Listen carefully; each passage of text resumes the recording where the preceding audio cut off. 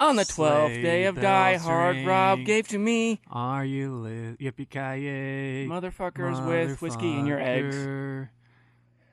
In Zeke's room, there's a podcast. Merry Christmas, you Merry filthy animal. Christmas. Oh, God. Here we go. Ooh. Ooh.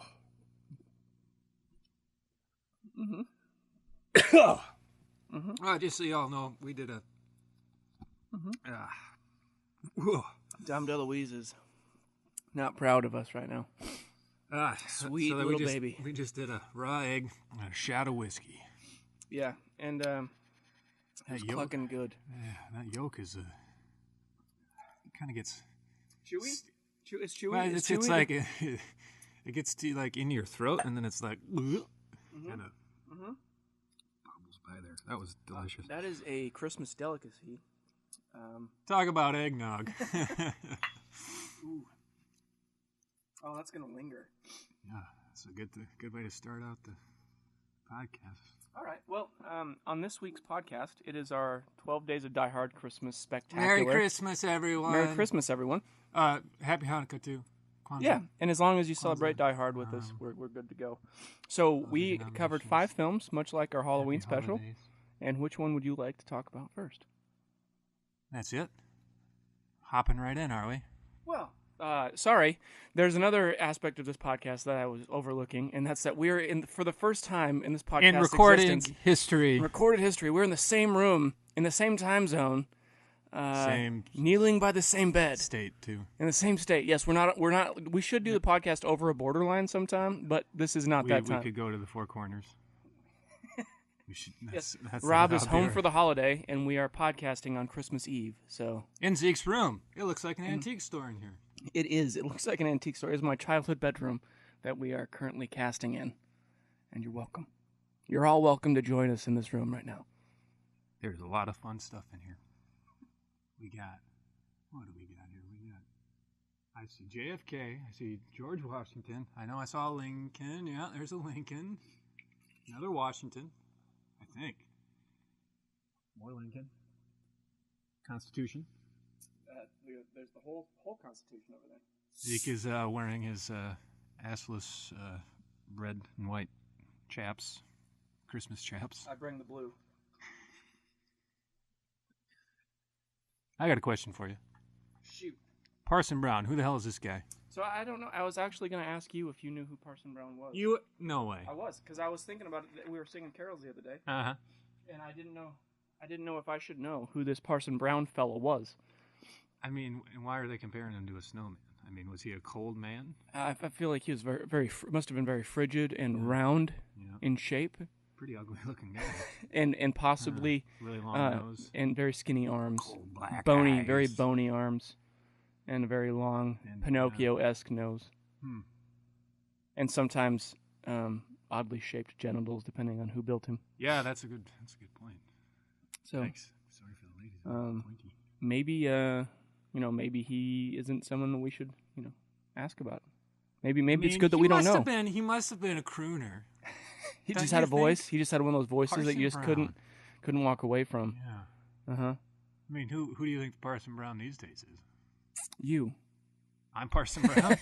I don't know. Who's the governor of New Jersey? Chris Christie. Yeah, maybe him. Yeah, I think so. I don't think he's the governor anymore. But he's done. Yeah, but yeah, he'd work, right? No one goes across my bridge. He's maybe Parson Brown was one of 3 grouchy round brothers. Round brothers. And instead of trolls or Billy Goat's Gruff, they were simply grouchy, grumpy snowmen. In the meadow, we can build a snowman and pretend that it's Chris Christie. Or his brothers. It just rolls off the tongue. I mean, you can't not appreciate the quality of that song. I mean, I don't particularly care for it. I hear it so much, Do you hear it so much? Oh, yeah. Well, I work at a place. You work at a place that plays sings Christmas that song music year-round? Well, during the Christmas season. Sure. Since the Christmas season starts, after Thanksgiving, you have to play it for a month. It was literally the day after Thanksgiving. They've been playing Christmas music since then. All right. And you've been Ebenezer since then. I didn't say that. I just said I don't like that song. You were comparing me to Ebenezer, and now it's you. It was you. Scrunchy son of a bitch. So, before we... I didn't say nothing. We don't have a ton of time.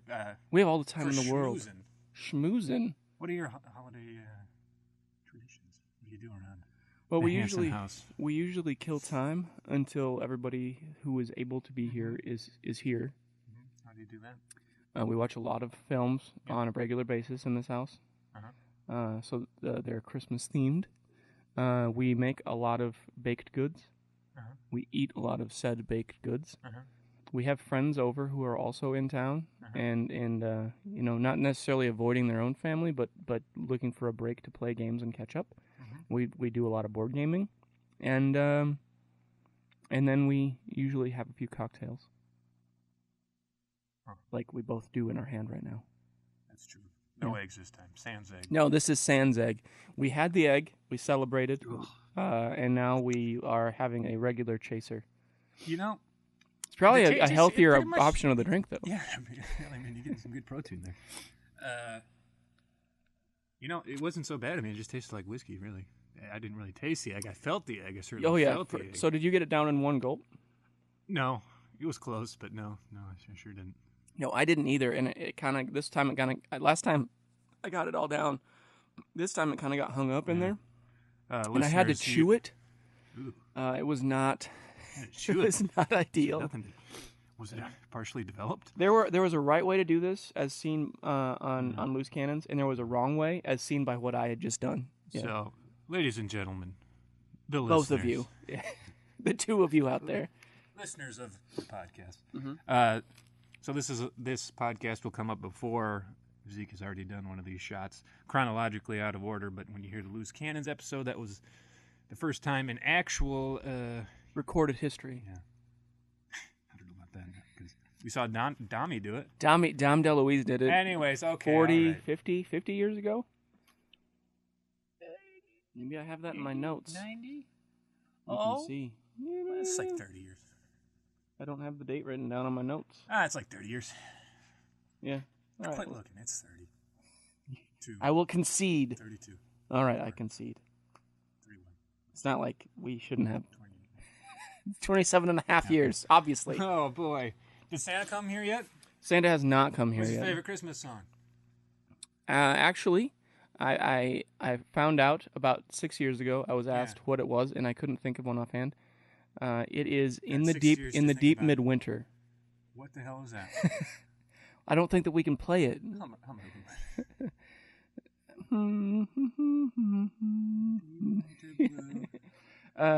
I don't know who sings it, but I do know that it was on a Blind Boys of Alabama song that I heard it the first time. Blind Boys of Alabama.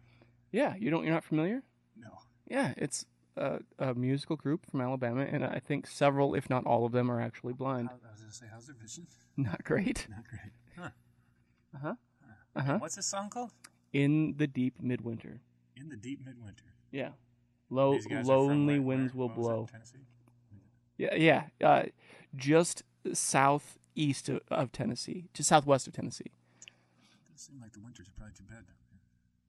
Oh, they probably don't know. They probably get some good winds though. Some Chinook winds blowing their way. Where the hell did you hear this? Call back. You're welcome. Call back. There it is. Where'd I hear this song? Yeah. Well, I'm a fan of the Blind Boys of Alabama. I really enjoyed their Atom Bomb album. And this was a second album that I'd purchased along the way, and it was a Christmas album, and it was on there, and I thought, you know what? This is my favorite Christmas song ever. I don't think so. I think it's a very old song, but theirs is the only artist offhand that I can recall. And it was a female who sang it, so they had a guest in the group sing the song. So you really like her? Yeah, I really like her version, and I can't think of her name. That's great. How about you? What is your favorite Christmas song? I like the one that goes, "Hark, hear the bells, sweet silver bells, all seem to take Carol of the Bells? away." We sang that in church this morning. But then they go, Ding dong, ding dong. So you really like Home Alone? Sets it in for, yeah, well. Yeah, we sang it in church this morning. The choir. What'd you do that for? Because we knew you wouldn't be there. You could talk to You guys are Dan's kinda mom. jerks. You could talk to Dan's mom and have her get the group back together. Denise? Yeah, she's the conductor. Strike up the choir. Wait, what's he call her? Denise. I call her Coop's mom. Dean. You don't call her Dean? No, I call Danny? her Coop's mom because her name's Coop's mom. Coop's mom. Yeah, that's a Coop's clever. mom. That's a clever. You're welcome. Best gift you ever got? Mine Mine was one time I got socks, and that was really nice. And you used them for your hands as mittens. Chainsaw, probably actually. Yeah. Well, you got the chainsaw holster. You got the chainsaw wielding powers that were endowed to you by the state of Wyoming. Yep, that's right. It was probably a road trip actually back to Grandpa and Grandma's when we were children. I think that I was really excited about, and that was just a fun trip. It's not really a present. Well, I didn't drive. That was a gift. I wasn't old enough yet. I mean, and you didn't really know that was a gift at the time. It was a surprise. We were surprising Grandpa and Grandma. They didn't know we were coming. It was a gift to them. Yeah, I was a gift. I was the gift. Little too I was the gift to them. A little too You're sentimental, welcome. if you ask me. Well, you didn't ask. I mean, material. I want you to be very material about this. Speaking of which, Merry Christmas. You filthy animal. I brought him I got a gift. green bag. I need the Rob bag gave back. me what? You gave me a green bag that you need back? Yeah, that's just a coincidence. There, it says Avera, who Zeke works for, and he doesn't like. Oh. He's opening a gift from me. Oh.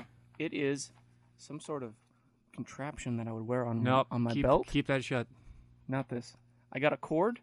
Keep it shut. Yep. Oh, it's a light. Uh-huh. Okay. Try it. Uh-huh. Try it? Yeah. What am I to do? Try it? Flip the switch, you dingus. Yeah, it's a little rough. It's old. I'm blinded. By the light. I'm blinded by the light. It's an old-timey headlight that you have to... Hey, that's awesome. It's got cords and big old batteries. I like it. There's more coming, but that's... So I actually, almost, unbeknownst to you, almost got a headlamp, another headlamp for up at the lake, and so now I can use this on my old-timey. I have like an old-timey miner's hat. I kind of thought I'll put it on. Yeah, it's good. Thank you. I appreciate it. Yeah, you're welcome. There's more coming, but for now, that's what you get. Hell's coming with me.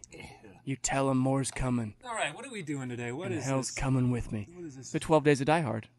What is that? Well, it is a worldwide celebrated event. Is it? The 12 Days of Die Hard that we are currently the only two celebrating in this room at this current moment, but we are sharing it with mankind today. I actually Googled it, and it is not a thing. So, yet. It will be today. Surprised. 12 Days of Die Hard. You're all welcome. And what do you do during this 12 days of Die So, Hard? typically, since I wherever I am, try to get what you have this smirk on your face that I can see for the first time in 26 episodes now. And typically what I do is I watch Die Hard 1, Die Hard 2, Batman Returns, and then I watch any action film somewhat resembling Christmas that I can do. And then when I run out of those, I go into the other Die Hards, the Lethal Weapons, and then Casino Royale. And then I finish the year typically with the animated Sword in the Stone. So it's kind of like Batman your Halloween. Returns. Batman Returns is a Christmas movie. Yeah. Yeah. Well, why didn't we watch it? I guess Well, because I've seen it. It's because you've seen it. One, Exhibit A, you've already seen it. Exhibit B, which is a little bit more complicated, is that I don't anticipate this is the last 12 Days of Die Hard that we will have to be doing. And so I'm trying to spread them out a little bit. It's not the last one? Well, I assume that your Halloween extravaganza won't be the last one either. I guess that's true. I got that to look forward to. Right? Yours will happen before mine. Action movies, I don't like those things. Oh, yes, you do. You betcha. Okay. So what movies did we do? So this year, I don't remember. for the 12 Days of Die Hard, we celebrated Die Hard 1. Welcome to Two Boys One Podcast. Welcome to Two Boys One Podcast. This is the 12 Days of Die Hard Christmas extravaganza special extreme version.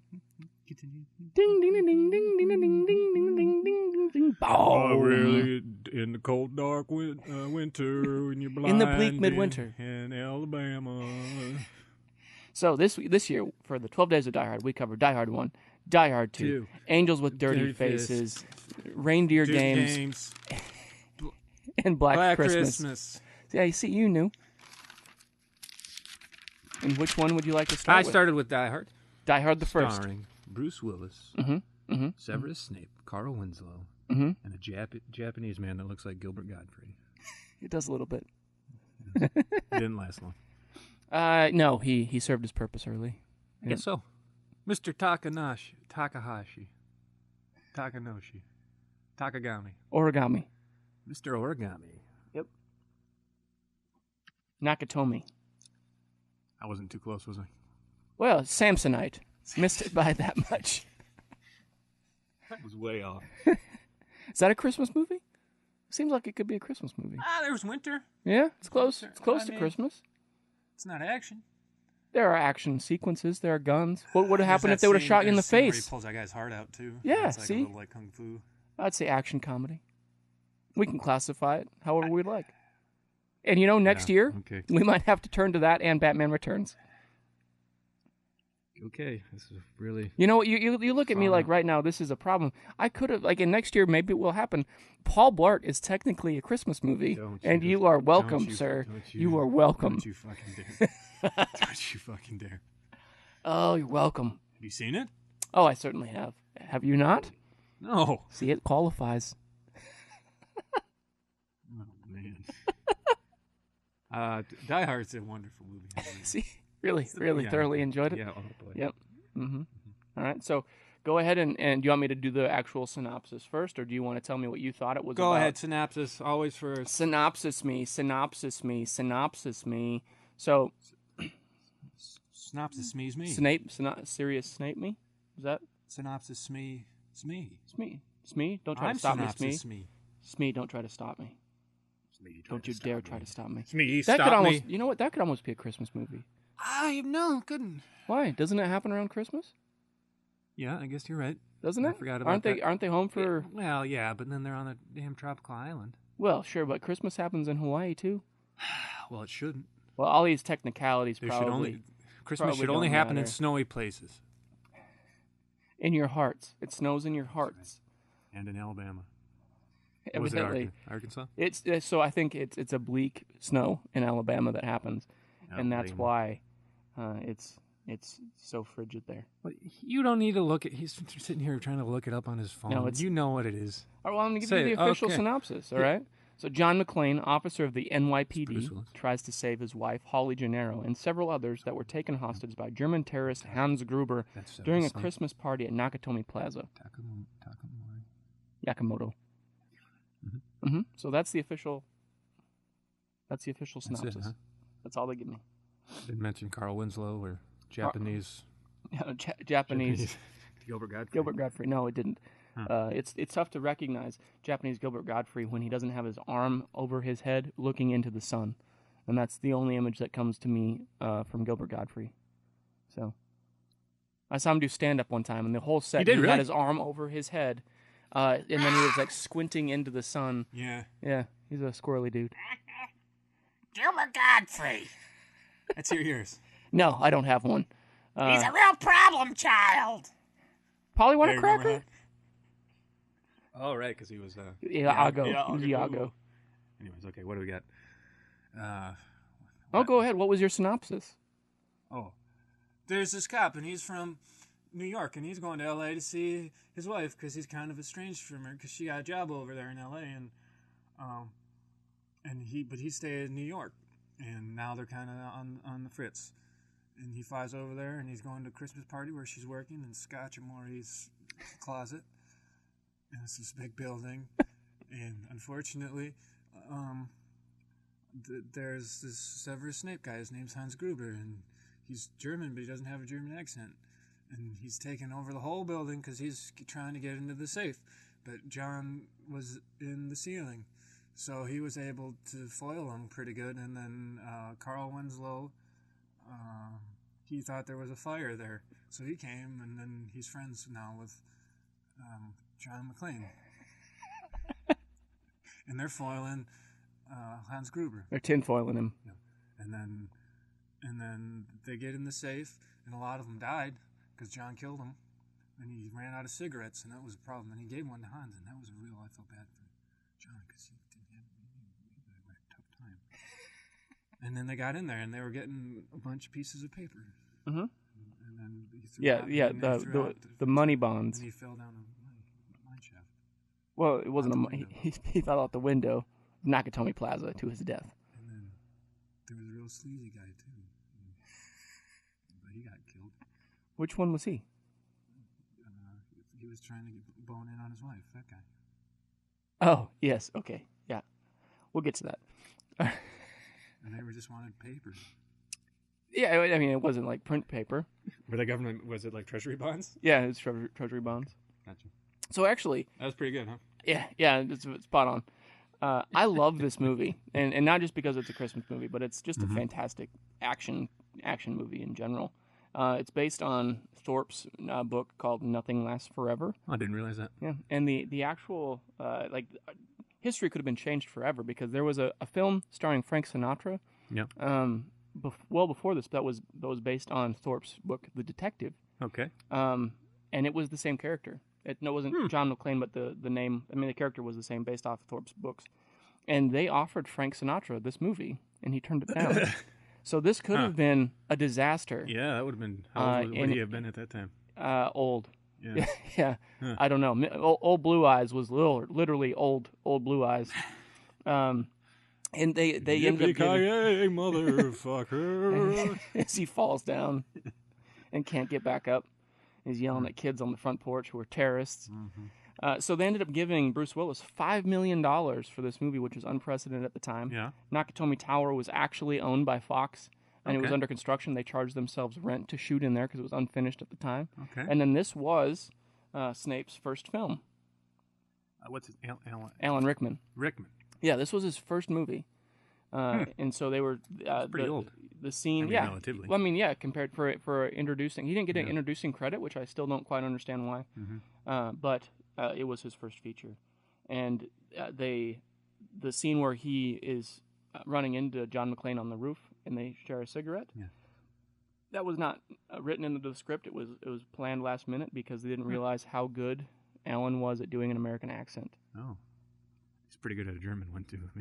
Pretty good at a German one. Hello, this is Alan. What's my name again? Rickman? Alan Rickman. No, Alan Alda. No, not Alan Alda Rickman. No, that's a... And I'm a German. No, I didn't realize there was a video game for this. I never played it. Yeah, Did you? Nick had it. Yeah. Did he? Yeah. Did you win?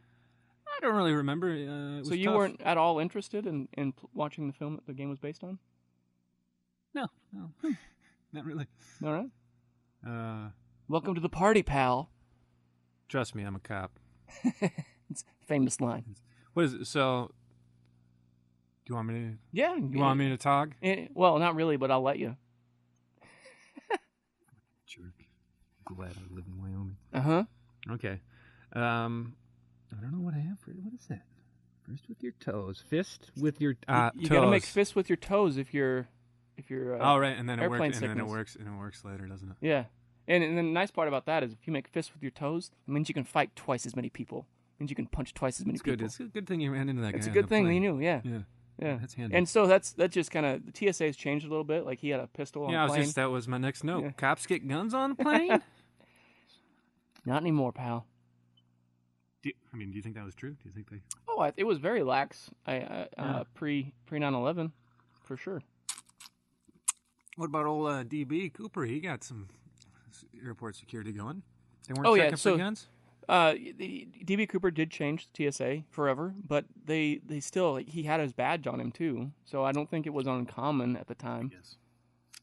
And I think even if you had a concealed carry, it was okay for you to have a gun on a plane pre 9/11. Oh, that's interesting. Yeah. If you had a permit for it. Yeah, that's pretty dumb. Yeah. So, as far as I'm concerned. And then even at the time, you could still walk up to the cockpit. No big deal. They didn't have big locks on them. So evidently, it was literally unimaginable that someone would think, you know what? Yeah, I'm going to try to take this plane over. Right. Yeah. Just crazy. Yikes. Yep. No thanks, pal. Quite the days we live in. Right? I was upset that it promotes pregnant drinking. Yeah, the baby's ready to 10 bar was the line that went with that. Do you think Shame. it's okay if shame. I have a sip of wine? That baby's ready to 10 bar. Yeah, For shame. yeah. Actually, I've seen this movie probably 100 times, and the next room over where they're having office sex, I did not realize until watching it for this podcast that there was actually a naked woman in that room. Never realized it. I must have missed it. Yeah, it looks like she's wearing a blouse because she's kind of pale. Oh. But yeah, sure is. Little darn tootin'. profile? No, like full frontal. Oh, no yeah. kidding. Yep. I don't think I had my eyes shut. See? I should have told you that you were walking into a trap. Yep. And then, so there are a couple characters that are in this film that, even though there are 5 movies, do not come back. Paulina the maid is one of them, which is kind of a bummer. She kind of has an interesting role. Yeah. And then Holly, the wife, is only in the first 2. Really? What happens to her? No one knows. They're hoping to bring her back for the next movie. What about in the story, where they just don't mention her again? So in the third film, even though they kind of get together at the end of this one, and then, as we'll talk about in the sequel, their relationship seems to be back on the tracks. And then in the third one, he's by himself and back in New York again, fully divorced, not separated. So Something went awry. They don't expand on it, and they just kind of let it die there, which is kind of a bummer. I liked her character, and I liked her relationship with the reporter a lot. The Dick from Ghostbusters. Yeah, I have that on here. Ghostbusters guy. Yeah. He was in both. He was in both Oh, Ghostbusters, and he was in both Die Hards, and I can't think of a single other thing that he's done. What is the magic word? Please? Can I please see the basement? No. Okay. Blind guy drives in circles. Does that make any sense to you? No. I have that written down. Blind guy drives in circles. Sergeant Al Powell. It's been a minute. Carl Winslow. He drives in circles around. Like, everything seems good here because he doesn't want to go into the building, which seems like he's just a lazy cop in that moment. So he probably wasn't paying attention, and that's what you meant by blind, I'm assuming. Guess so. Yeah, well, we'll never know. It turns out that he uses the term wrong, and because I'm kind of a running snob, it bothers me. But he has become somewhat of a runner in his days since Die Hard. Carl Winslow has. But he runs he jogs 12, which is 12-ish, which is still a little bit shy of a half marathon. Yeah. And while the word is technically involved, that is a huge jump to a full marathon. Yeah. So stop, Mr. Winslow, if you could stop saying that you run marathons. It's not accurate. Thank you. But I do appreciate your work. I'm a big fan. Hope you're in the next one. How do you think he heard about us? I think he's been a fan since day one. I have it written down. Sergeant Al Powell. No. Sergeant Al Powell. How's Steve? Very cool. Oh, he's fine. Yeah. He's still working. He was in Psych a couple episodes. Okay, cool. Mm-hmm. I watched one episode of that show. It was funny. Just one? Yeah, the one you made me watch about Twin Peaks. Yeah, Reginald Bell Johnson is his real name. Reginald Bell? Bell, V-E-L Johnson. Reginald Bell Johnson. Yep. Is that a middle name? Is that like Van Hoople? No, it's capital V-E-L and then capital J leading right. Bell Johnson. He actually went to high school with former CIA Director George Tenet and as well as Ron Jeremy. Seems like a weird high school to be part of. That's interesting. Yeah. Did they know each other? I don't know how big the school was, but I do know that they were all there. I know something that wasn't big. I don't know that they hung out. Ambition is what I'm referring to. Yeah, sure. That's what I took it as. Mm-hmm. Did you notice that when he's getting Twinkies and looking at the tower, Nakatomi Plaza, what the gas price was? No, I didn't. 74 cents. That was broken their banks. Yeah. Back in the day. Right?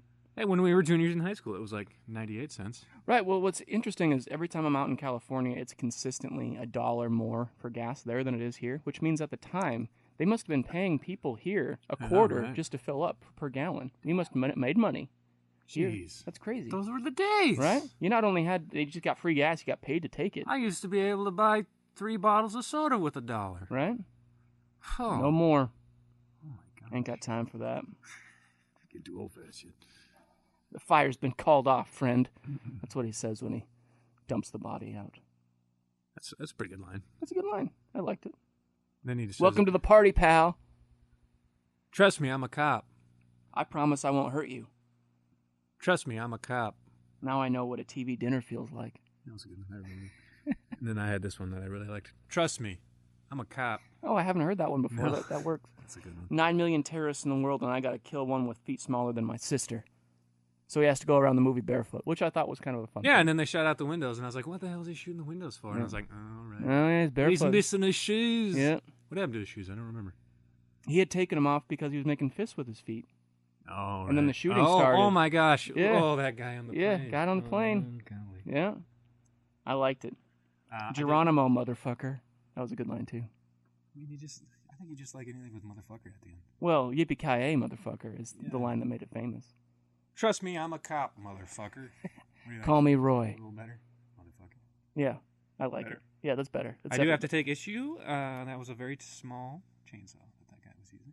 Mm-hmm. When he cut through those cords. It was also. It also seemed strange that he needed a chainsaw to do that at all. Yeah, right. Yeah, but I mean, I guess if you're going to bring a chainsaw to a gunfight, you might as well use it. Yeah, I mean, I think that's just all he wanted to do. Was yeah. Well, it was his brother working on the cord, so it seemed like an internal feud. Yeah, that was a small. Yeah, we had a little B story there, didn't we? Yeah. Now I have a machine gun. Ho ho ho. That was. I like that too. Mm-hmm. I did like this movie. I like to. Yeah. Give shit. But... I thought it was a great. Oh, and what's the deal with action movies and industrial fans? Big spinning. Oh, it's very Tango and Cash, right? So. Yeah. I meant to bring that up too.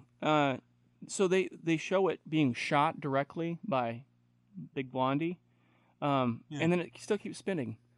And then there are 3 guys, and none of them says, you know what, I'm just going to grab onto that thing that's spinning slow, and we'll just go through and chase him. They're just like, no, we're going to go around the long way. Chopped up, they saw Tango and Cash. Oh, yeah. But again, no one got actually chopped up. It was spinning slow enough where someone could get through, but not quite fast enough where the bullets wouldn't get through. Right. It was just the perfect frequency. It's weird how they spin it the perfect frequency. Action movies, huh? I love them. Still love them.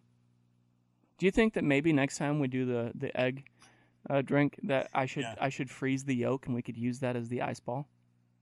Oh, yeah, I think that's a great idea. Yeah. You're welcome. Yep. You can put that one in the bank. Nick, you're in for one. And then also, what's it with in action movies? The cop cars, they're always like coming up real quick, and then they stop and they slide sideways. Yeah, I don't quite understand that either. Like, no one was trying to get through the blockade. No. Yeah. And the FBI are always just big idiots. Yeah, that would. We'll lose 25% of the hostages. I'll take it. I can live with that. 25% of the hostages are going to be died. Going to be died. And Trump knows what he's talking about. Fucking assholes. It's just a weird scenario that they get themselves involved with, but it all ends up okay. Mm-hmm. Mm-hmm. Mm-hmm. The good guys win. I have Rolex death written down. Rolex death? Oh yeah, it's because remember at the beginning, ask her about the watch. Right, ask her about the watch. Holly Gennaro had gotten like a big sale, and they gave her a big Rolex as a bonus. And then at the end, Hans Gruber is grabbing onto her wrist, and John McClane unclips the clasp, and he falls to his doom. And we have a little bit of a parallel here from Halloween Extravaganza. Do you remember? We talked about it a little bit in Reanimator. Do you remember what his doctor's name was? Where he gets the Love Glow potion at the beginning. Love Glow potion. Hans Gruber. Yeah. It's Hans Gruber. Yeah, his doctor's name was Hans Gruber. Who copied who? I think that one was first, and this was like a year later. Ooh. Yep. I think Reanimator was first, though. Shame. CV Bush could be a bartender, cop, homophobic, anti-LA, blind guy. You just looking over your notes? Is that what you're doing? Yeah, okay. Checking your list twice? I checked it once. Uh-huh. Let me check it again.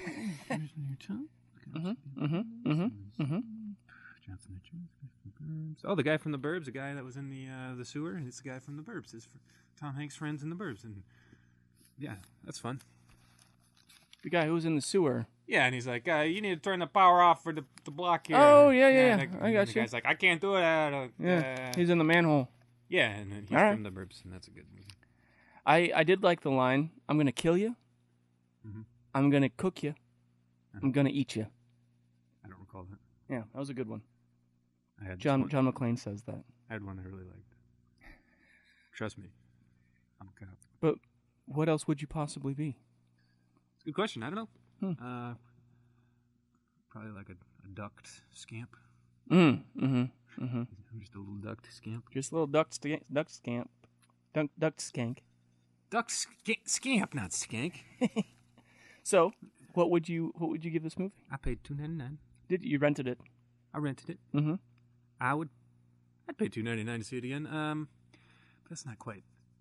I mean, I'd rather pay like $2. $2? Yeah. See, I've had this movie for a long time. I don't Hard to say. Yeah, I don't quite remember what I paid for it, but I would say Prices were more back then. Yeah, it was. I probably 20. paid like $12 when I got it. Okay. I would say that if I you would lost it, would you if pay I $12? if I lost it. Well, now they have like the combo packs. So Uh-huh. just for this one to get this specific one by itself again, I'd pay $9. But does that equate to 100%? No, that equates to about a 9 out of 12? 78. Yeah. Okay, 9 out of 12 is what you're giving it. Yeah. Now I'm giving it. You're 2 giving it out a of 3. 66. Okay, I can live with that. Yeah. I'm not gonna rate it higher than. Would you argue that it's a Christmas movie? I don't know how I forgot that. I mean, yeah, I would. What is it? Why The whole thing is around Christmas. Why? It makes no sense. There's Doesn't no matter. reason Like for it. you don't get to pick what your movie time frame is, and this one happens around Christmas. Did you say you don't get to pick? You don't get to pick. Like I think you get to pick. you don't get to pick. You get to pick. So when would you? There's this like, are you arguing that it was just an organic? The writer was just like, oh, I don't know the spirit in me that. No, helps me I write think that he stories was told me it frustrated was that, Christmas. like so many of us, that there aren't many Christmas action films, and he got tired of watching White Christmas every time that Christmas rolled around, and he said, "You know what? I'm What the going to hell's put White Christmas? It's a Christmas movie. It's all song and dance, all song and sounds dance. awful. It's like Bing Crosby. Yeah, this is why he's like, you know what? I don't want to watch that next time it's on. We're going to just load this up with explosions Why does and he not machine have a guns choice? That's and what my Germans. issue is. Why does he not have a choice? You don't have a choice when. No, the viewer doesn't have a choice. Like we don't get a pick. Like I'm not going to say like, oh, it's not a Christmas movie. This one takes place in August. I mean, you're just kind of lucky that they chose. Blessed. Yeah, you're blessed. I am. That Die Hard is a Christmas film. And all the time they're like taking Christmas tunes and they're like slowing them down. Making it classy. Yep. And then it's like. Yep, that's what it sounds like. Really Christmas. Puts me in the mood. It definitely puts me in the mood. That's why we celebrate the 12 days of Die Hard. Please don't get in the mood while I'm alone with you in your bedroom. You're all welcome. What's next? Help. Next movie I watched was Die Hard. Die Hard 2, Die Harder. Was that the sub? Yeah. It's called Die Harder. What's 3 called? It's called Even Harder. Die Hard with a Vengeance. 4. What's that one? Live and Let Die. Hard. Live and let die hard. Live free and die hard. Sorry, live free and die hard. A good day to die hard. Okay. Now there are rumors that should the 6th one happen, old Al Powell and Holly Gennaro will be back, and it will be called Die 3, Die Hardest. That's the rumor. Die 3? Die Hard. Sorry, Die Hard 3, Die Hardest is what they're looking at. Die Hard 3, Die Hardest. Sorry, Die Hard. So the 3, I guess this was the article that I read. They didn't put the number in there, but they'll have to put it'd be Die Hard 6, Die Hardest. Why were you saying 3? Well, because like this one, the one we're covering now is Die Hard 2, Die Harder, and in my mind, I made a boo boo. I'll see. Die Hard 3. So yeah, Die Hard 3 is actually called Die Hard with a Vengeance. Yeah. And then they stopped going away from Evil the Dead numbers. 2, Evil Dead again. And then Evil Dead 3 doesn't have a number, right? So it was a thing in the 80s to just like skip the third. They'd make the third one, but not give it a number. Okay. I guess Die Hard 3 was technically a 90s film, but and the subsequent ones later. Early thousands. I see what you're saying. Never mind. Okay. Yeah. Die Hard 2.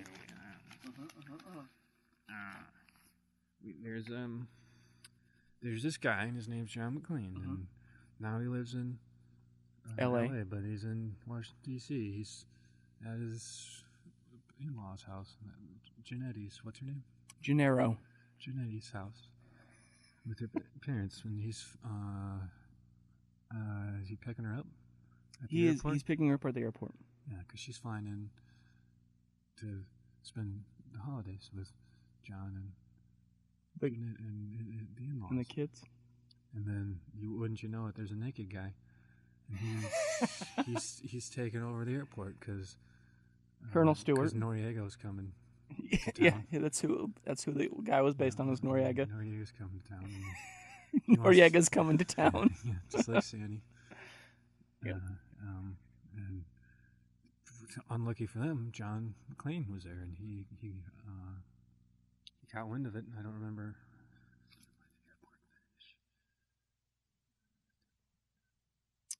Are you looking for help in this situation, or what? Anyways, yeah. So the American Army guys, former Army guys, trying to help the archetype of Noriega get into town, and then get out again to the tropics. Right, where the extradition, because he's been extradited Yep. to the U.S. So he's got to get out of the U.S. so he doesn't have to go to jail. Right. Because he did some bad things. Mm-hmm. And then so did everybody who helped him. Yeah, that's true. What would you add to that? The trailer for this, they kind of summed up the whole thing by the major saying to John McClane, "You're the wrong man in the wrong place at the wrong time," and that's just kind of the story leading up to this, where McClane just doesn't have any luck at all on the Christmas holiday. It's true. It's 1 year later. 1 year later. Yep. Can you believe it? I can't. He's still crawling around in a tin can. He says that, doesn't he? He does. Oh, boy. So this is based on the book 58 Minutes. Okay. Is that the sequel to the book the other one? It's not. I don't think that this book is related. I think it was adapted for something else, and they just threw it into the Die Hard series because it kind of surprised them how well the first one did. Yeah, sure. But Joel Silver is the producer of both Die Hard 1 and Die Hard 2. Yep. And Lethal Weapon 1 and 2. And that's why when you meet Holly Gennaro on the plane, the old woman sitting next to her that has that taser, she has a magazine in her lap, and it has a one-sheet promo for Lethal Weapon open. Oh, really? Yeah, it was kind of a cross-promotion. Because another fun fact about that, both Bruce and Mel Gibson were up for each other roles in those prospective films. And they ended up... so Lethal Weapon and Die Hard? Yeah. That's interesting. So there's a little bit of a crossover. So Mel was actually up against Bruce Willis, and I think it went better the way that it did too. But he was up against Kirk Douglas for Lethal Weapon 2, and then Kirk Douglas ended up getting the film called Executive Decision, which they called Die Hard on a Plane. So they kind of all got their own little movie out of it. Is Die Hard already on a plane? This one is, but it doesn't technically take place on a plane. The Executive Decision, the whole thing takes place in the air. So this is Die Hard in the terminal. Yeah, this one's Die Hard in the garage. Very good. Mm-hmm. They wanted to shoot this in Minnesota. Oh. Yeah. And it's Christmas time in this, isn't it? Yeah, because it's Christmas time and it's snowing. And they play Christmas music throughout the whole film. But when they went to shoot, there was no snow in Minnesota that year. Okay. And so they went and shot in Michigan instead. And they had the same problem in Denver, where the little church village was that they shot in. It was supposed to be, so they had to manufacture a lot of the snow, and it actually looks pretty good. Yeah. Okay. And it should be mentioned, a big part of this is the terrorists that took over the airport, and they're not letting any planes land, and John's wife's up there flying around. And John just happens to be waiting in the lobby for her while they tow his car. Janetti is. Gennaro. Janetti is.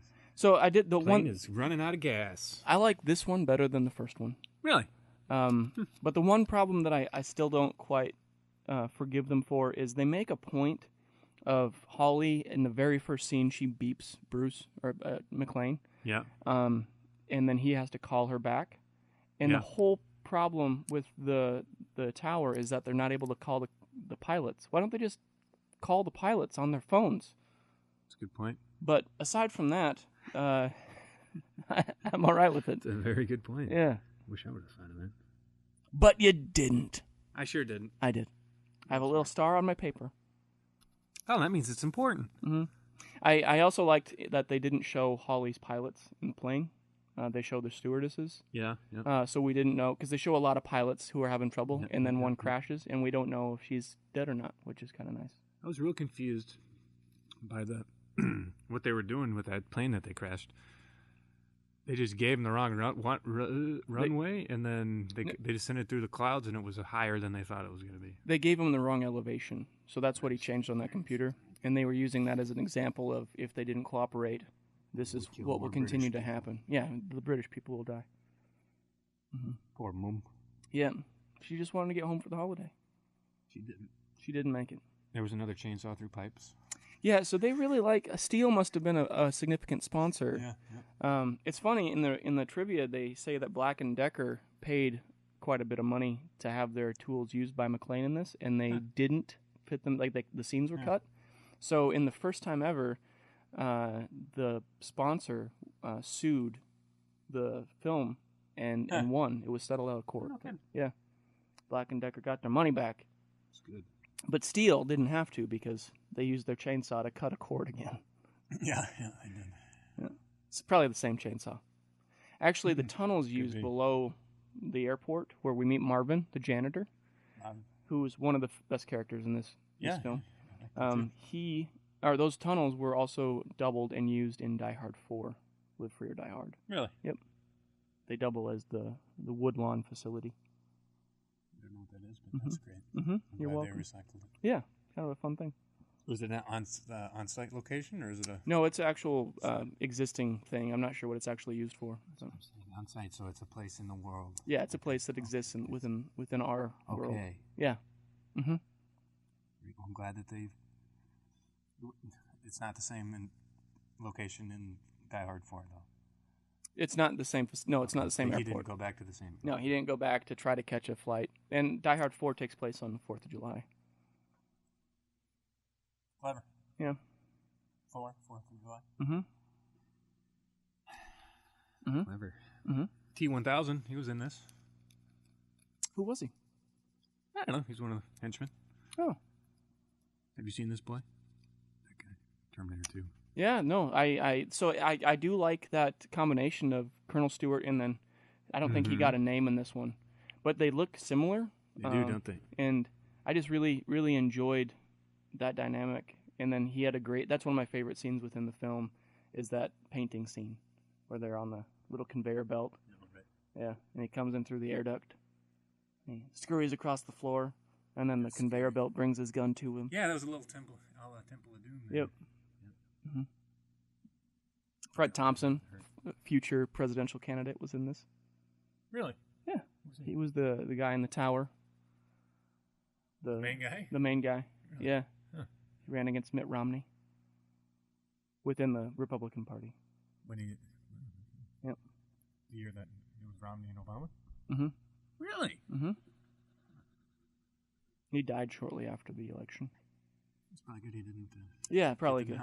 Yeah. Yeah. But he was also in Days of Thunder. So. You talk about that movie a lot. You really like it, don't you? Yeah, it's one of those that I enjoy. If it's on, I'll watch it. And also lessons that I learned: I don't steal Marvin's records. I don't shuffle them up. Marvin the janitor, he's got a system. I was going to mention that. Yeah. I don't think he takes very good care of those. He's got those things just stacked on top of each other. Well, he doesn't have to take great care of them because he's willing to trade you anything for a jacket liner. Yeah. It's kind of like, do you think they remember that he's even employed down there? Probably not. He's probably fired years ago in their minds, but he still gets a check. So he's like, I got a bed, I got a little cot I sleep on. Got my little turntable here. I got a little golf cart I drive around in. I'm not cleaning up this mess.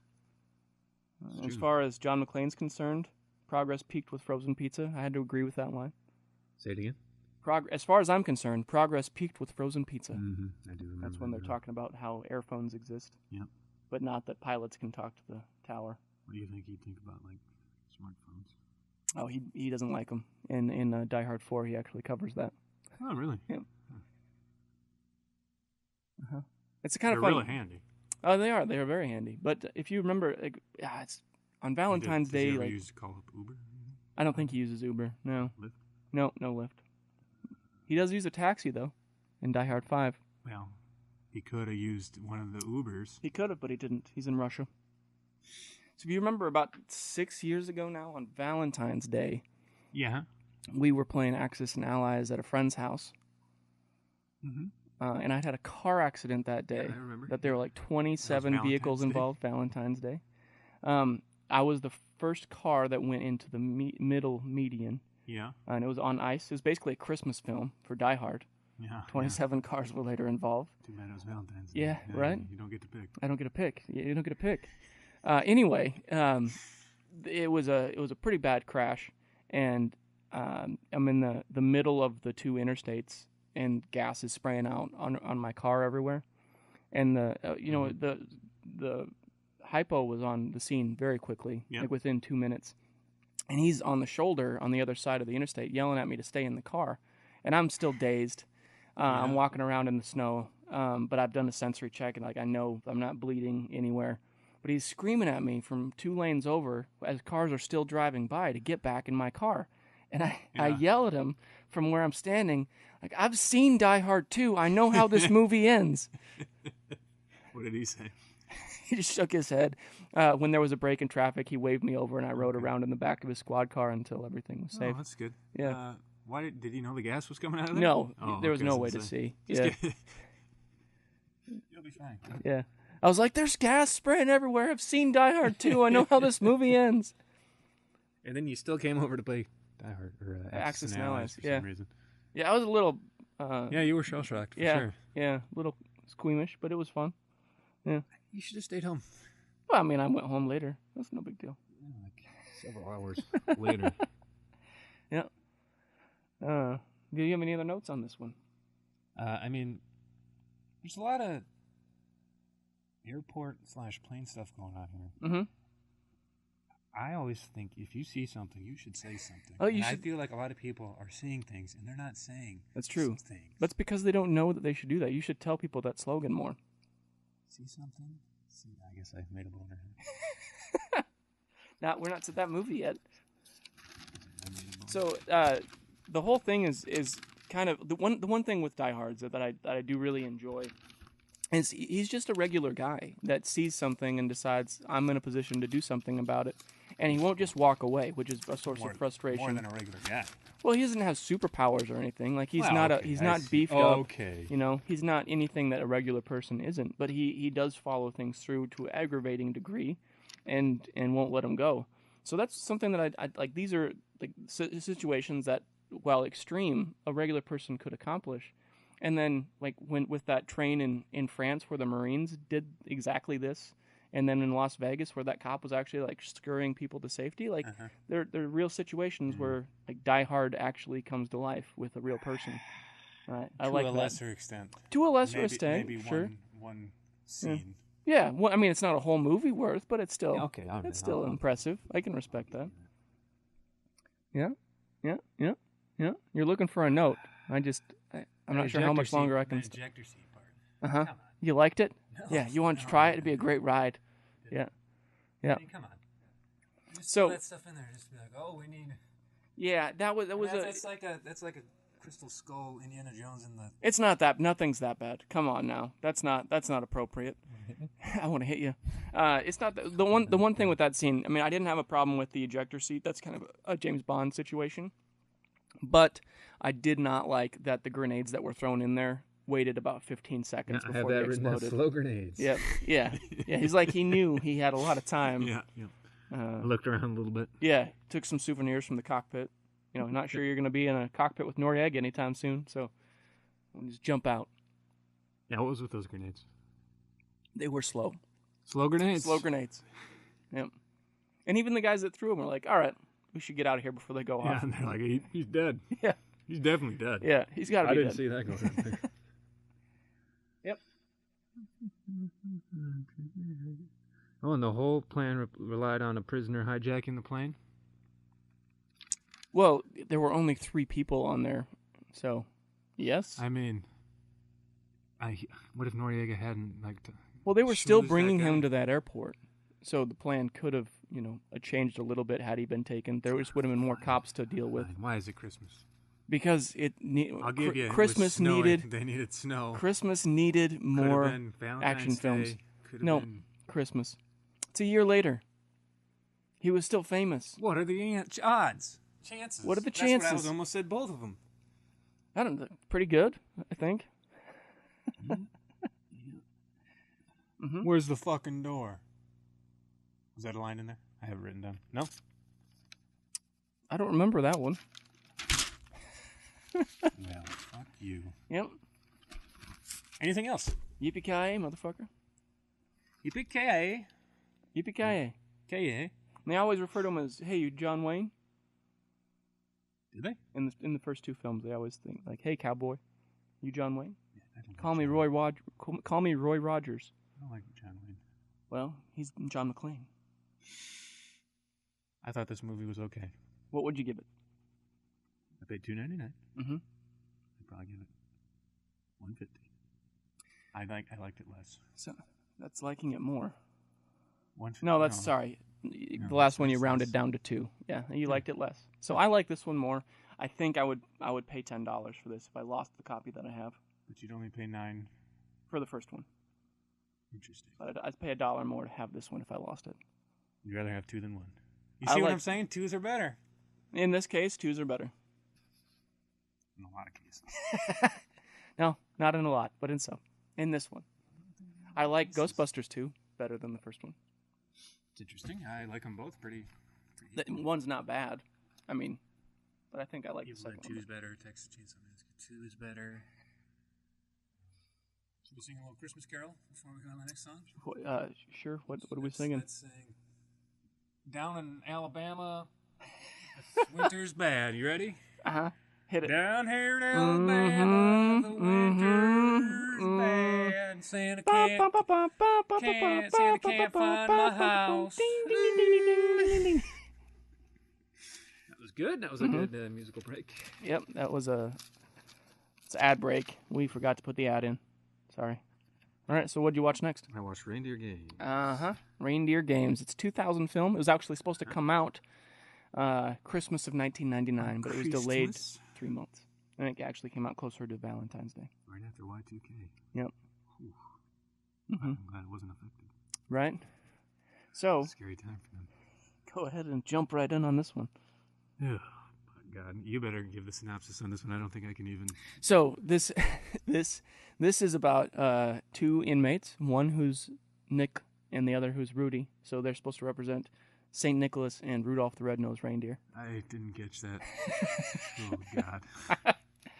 And it's so Nicholas comes up with this big heist plan, and he's got this girl on the outside, played by Charlize Theron, and Ben Affleck is Rudy, and Nicholas gets the shiv, and doesn't make it out. And Rudy, they were both getting released. Yeah, they're supposed to be released the same day, and all Rudy wanted was a big cup of hot cocoa, and Nick wanted to get with this girl that he'd been getting letters from.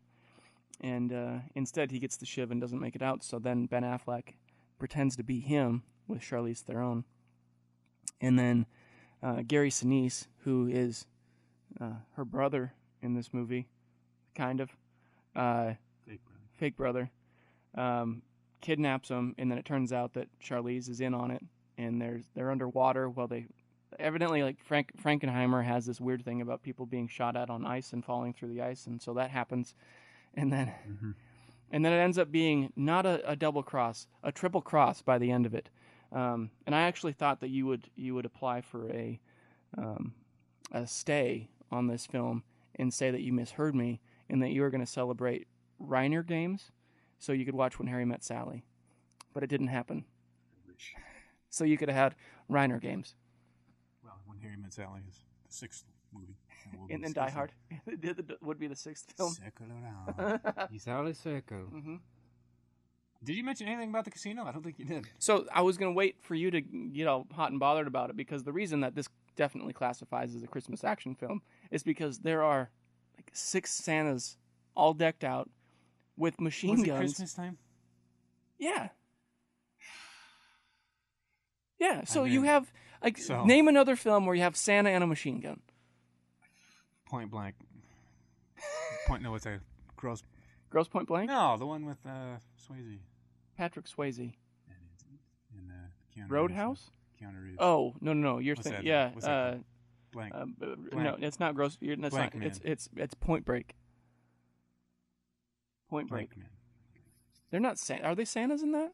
They played No, presidents. I know, but you would think in some other movie there would be people dressed like you Santa. would think I so, wish. but it doesn't happen. So like as much as I just like this guy, the last guy made movies on Christmas just so there could be more action movies on Christmas. I'm gonna have to make a movie with Santa Clauses with machine guns, just so it's better than this. This is a terrible. Awful. it's not that bad. It's very bad. It's not that bad. So Who the hell is John Frankenheimer? he directed Ronin. He's done quite a few like- movies. This was his last theatrical film before he died. He really went out with a bang. Let me tell you. Well, he went out with the Santa bang. Yeah. Yeah. So, like, as bad as you hate this, like Vin Diesel was originally cast in it, but dropped out to do the Affleck? Fast and the Furious. No, in addition to Affleck, Oh boy. Why? And then Who? What? he was going to be God, what's his name? The Ronell Logue.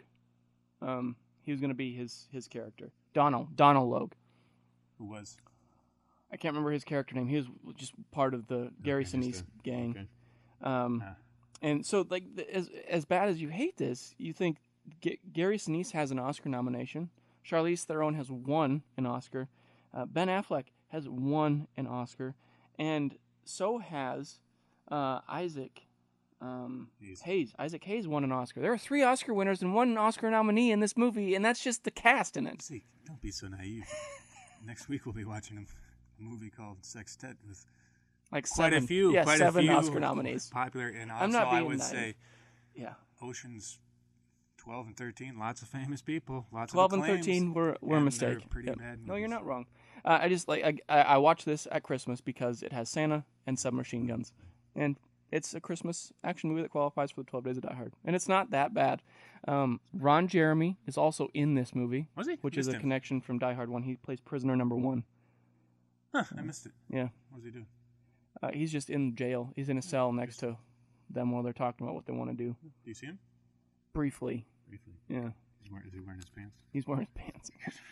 Glad to see. Yeah. Here, I should say. I would say that it is not a great performance from anybody in this movie. Nope. Yeah. No, nobody was like, yeah, you deserve to be famous in this one. Yeah. You were just arguing that, though. I'm arguing that it qualifies for a Christmas action film. I'm not arguing that everybody in it I mean, should what was later obvious- deserve to be Oscar winners. Ashton Kutcher is also Why'd you in it. mention that, Ben? What? That they're all Oscar winners. Because it's just strange to see I how many see. chances people get. Where was Ashton Kutcher? He was the one who he trades clothes. Ben Affleck trades clothes with. Oh, really? He's a college student. Didn't look like him. Yep, it was him. Okay. Hmm. And actually, to the premiere of this, he took January Jones. From Sioux Falls. From South Sioux Dakota. Falls. Oh my gosh, Mhm. such a bitch. Don't you think? I do. Yeah. Golly, she really stabbed us in the back. Well, I mean, she turned her back without prejudice, I guess. Yeah. So Uh, I really did like the casino scene, though. I did like that. That was fun. expound a touch just so I can remember exactly what part you mean is the casino scene. Well, they take the casino over and do where they actually pull the heist. I liked that. Okay. Yeah, it was good. Like that part of it was good. Frankenheimer did admit later, before he died, that he should have done a better job directing. Because the script evidently was better than Really? he just wasn't letting things go. He's like, no, we're gonna do it my way, and it didn't turn out very good. Ronin's a real good movie, isn't it? It's been a minute since I I've love seen that it. movie. Yeah. It is one of my top 10 all time. Yeah, I love that movie. It's too bad. Going from that to this, it's a big leap. Yeah. No, it was a big leap. And it wasn't that, I think it was within 2 years that they made the films. And so he should have done a better job. Interesting. I really like Ben Affleck now, post The Town, as an actor, once he started directing. This movie is made in the phase where I really didn't respect him at all, even as a person. Yeah. And I don't really like Charlize in this film either. No, I didn't. I didn't really like Gary. No. But I know I'll watch it again next year. So, yeah. Fair enough. Yep. I've got some notes. Let me hear them. What is this? I'll try to be nice about it. No, don't be it nice. It really had rant. What is this, Oz? What is with all these bad rant. focuses and weird zooms? It's like I'm watching the HBO show series. Oz. Did yeah. you not like Oz? It made me uncomfortable. Oz was great. It was disturbing. It's just weird. It's like nothing good happened in that whole movie. show. Yeah. 90s camera work was so freaking weird. Yeah, it really was. Yep. And that's what this reminds me of. Well, it was 90s camera work. It just came out in 2000. What the hell was going on in the 90s? I don't know. They were all, riding that post-high 80s, Yeah. So, I don't know. All the coking. Yeah. No idea. That SWAT team was already awfully quick. They were just jumped on it. Yep. Did you see the Triple Cross coming? Triple Cross? Yeah. No. I think by that point I was pretty... You just cashed out. I was just not in it anymore. Halfway through the movie, I was just like, all right, I'm done. Yeah. I liked that they did do the Triple Cross, that you just couldn't trust anybody. Even though you didn't like anybody. There really wasn't a good guy in the whole movie. No. But and then they keep trusting Ben Affleck, even though he constantly, every single time, betrays him. Yep. Yeah, and then, okay, this time he's telling the truth now. Mm-hmm. What's the deal with that? I don't know. They don't seem like the sharpest cons. So, Gary Sinise, this must have been around Ransom in the same time frame. Mm-hmm. Because he really wasn't as good as he was in Forrest Gump. He was still getting there. He was still pretty green. It seemed like. Interesting. Okay. Yeah. Fair enough. And I like him better as a hero than a villain, just in general. Definitely. I don't like Gary as a villain in any of the films he's been a villain in. So. What else has he been a villain? Ransom. Very good. Yep. I was going to say the prison letter. That's a pretty good. It was all a plan, but that was a pretty good looking lady for a prison letter. Right? Yeah. You wouldn't expect. Yeah. I can see why he got excited to get out. Yeah. Yeah. Uh-huh. She was a pretty lady. You have to close your eyes a couple times on this one? I did. Yeah. You peek at all? No. I can't do that. Yeah. Just go ahead and sort through nothing but a candy cane. Does that make any sense to you? I don't know what that means. No. Is there some point somebody's junk covered by a candy cane? No. I don't think so. How do you steal the letters? How do you steal the letters? My notes are worthless. Oh, there was that long... one of them had the shotgun, and he was making some pretty epic long-distance shots. Right, yeah. Yeah, and pegging them. Mm-hmm. Like well beyond the range of a shotgun. Yeah, you can't do that. No, it's not a sniper with a shotgun. Yeah. That doesn't happen. I mean, it would be kind of cool if they had a shotgun like that. But. Oh, go ahead and... go ahead. An aside. So it's more of an aside to the podcast that half of our listeners haven't heard yet. Yeah. About loose cannons and the blunderbuss. So I was reading some fun trivia. Yeah. And it turns out in 1808... That's right. There were, I read that. Yeah, so I sent you this little link from the History Channel. In 1808, there were two Frenchmen who were sleeping with the same woman, and they both found out about it, and they were both offended. And they said, you know what? We're smarter than the average people who are insulted. So we're going to duel to the death. And the other guy's like, yes, we are. But let's not do it in the typical way. Let's each take a blunderbuss. It was beneath them. So let's each take a blunderbuss and get into a hot air balloon with our friend. And we're going to duel up in the sky, 2,000 feet above the ground. And the other guy's like, yeah, I'll see you at noon. And so they do this. And I don't know. So because we don't do public executions anymore, I don't quite know what the rules are for being the sponsor. But in this case, because you have to have a witness in a normal duel, but in this case, they were the ones driving the hot air balloon. And so evidently neither of them thought that they were going to lose, or they thought that they were both terrible shots with the blunderbuss. I mean, one of them knew they had a 50% chance. Right, they have a 50%. So the first guy shoots and he misses because I think he was trying to shoot the basket. And the other guy's like, hell with this. I'm going to shoot the balloon. Yeah. Well, obviously. And the balloon falls from the heavens. Yeah, killing both from 2,000 feet up. You would think, I don't know what the laws were on duels. I mean, apparently if it's not murder during a duel. Right, it's not murder during a duel. That's Fair why you enough, have to have a but witness. There's still that other guy. That I would say is murder. Yeah. Yeah. Yeah. I wonder how they... So other than that, nothing more is known on the story. So yeah, you're my plus one. We don't know if he got back together with the woman who'd been cheating on him, or if he decided to challenge her next lover to a duel as well. I don't know. Boy, do you feel bad about that? Well, I feel bad about the person who fell to their depth trying to drive the balloon to safety. Yeah. Oh well. The one that survived was like, whew.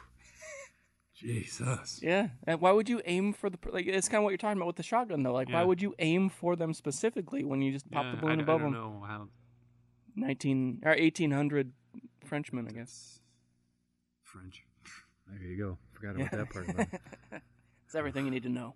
Yeah. Yep. Pretty interesting, though. I'd love to shoot a blunderbuss sometime. Yes, I would, too. I'd like to make a film about that, actually. The duel. The duel in the clouds. A whole film? No, a short film. Okay. Yeah. How long? Short. 2 minutes? I would say 10 minutes. 10 seconds. Minutes. 10 whole minutes. Can we throw in 7 seconds? 10 seconds? 10 minutes, 10 seconds. We're going to roll credits while the balloon falls from the sky. Fair enough. I'm in. Excellent. Will you be my sponsor? Negative. No, sir. Come fight with me in the clouds. I'll show you how to fly a balloon, but I'm Kit Cloud Kicker, and we're going to go duel in the clouds. No? Still no? No, thank you. I appreciate you. No, you don't. You don't. No. What are we talking about next? We need to rate it. Oh, yeah. I can't wait to hear it. Pay $2.99. Mm-hmm. 0. 0. No, you wouldn't watch it again. Not even for $25. I found this movie absolutely terrible. No, I think you liked it more than you're letting on. I really didn't. I was pretty... No. By the middle of it, I was just like, what the fuck? This is so stupid. And then when it got to the triple cross, I was just like, oh my God. Really? Shut up. You liked it. I paid $5.99 for it. You would pay it again, wouldn't you? I would pay $2.99 again for this movie. That much? Yeah. To own, if I lost this copy, to own it, I would pay $2.99. Yeah. Just because it falls into the 12 Days of Die Hard.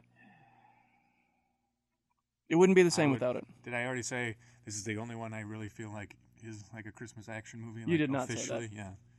Too bad it's... You think that this is officially more of a Christmas film than Die Hard's? Yeah, false. Too. Why? False. Why? False. Why? Because the Die Hard 1 and 2 take place on Christmas. Maybe this does.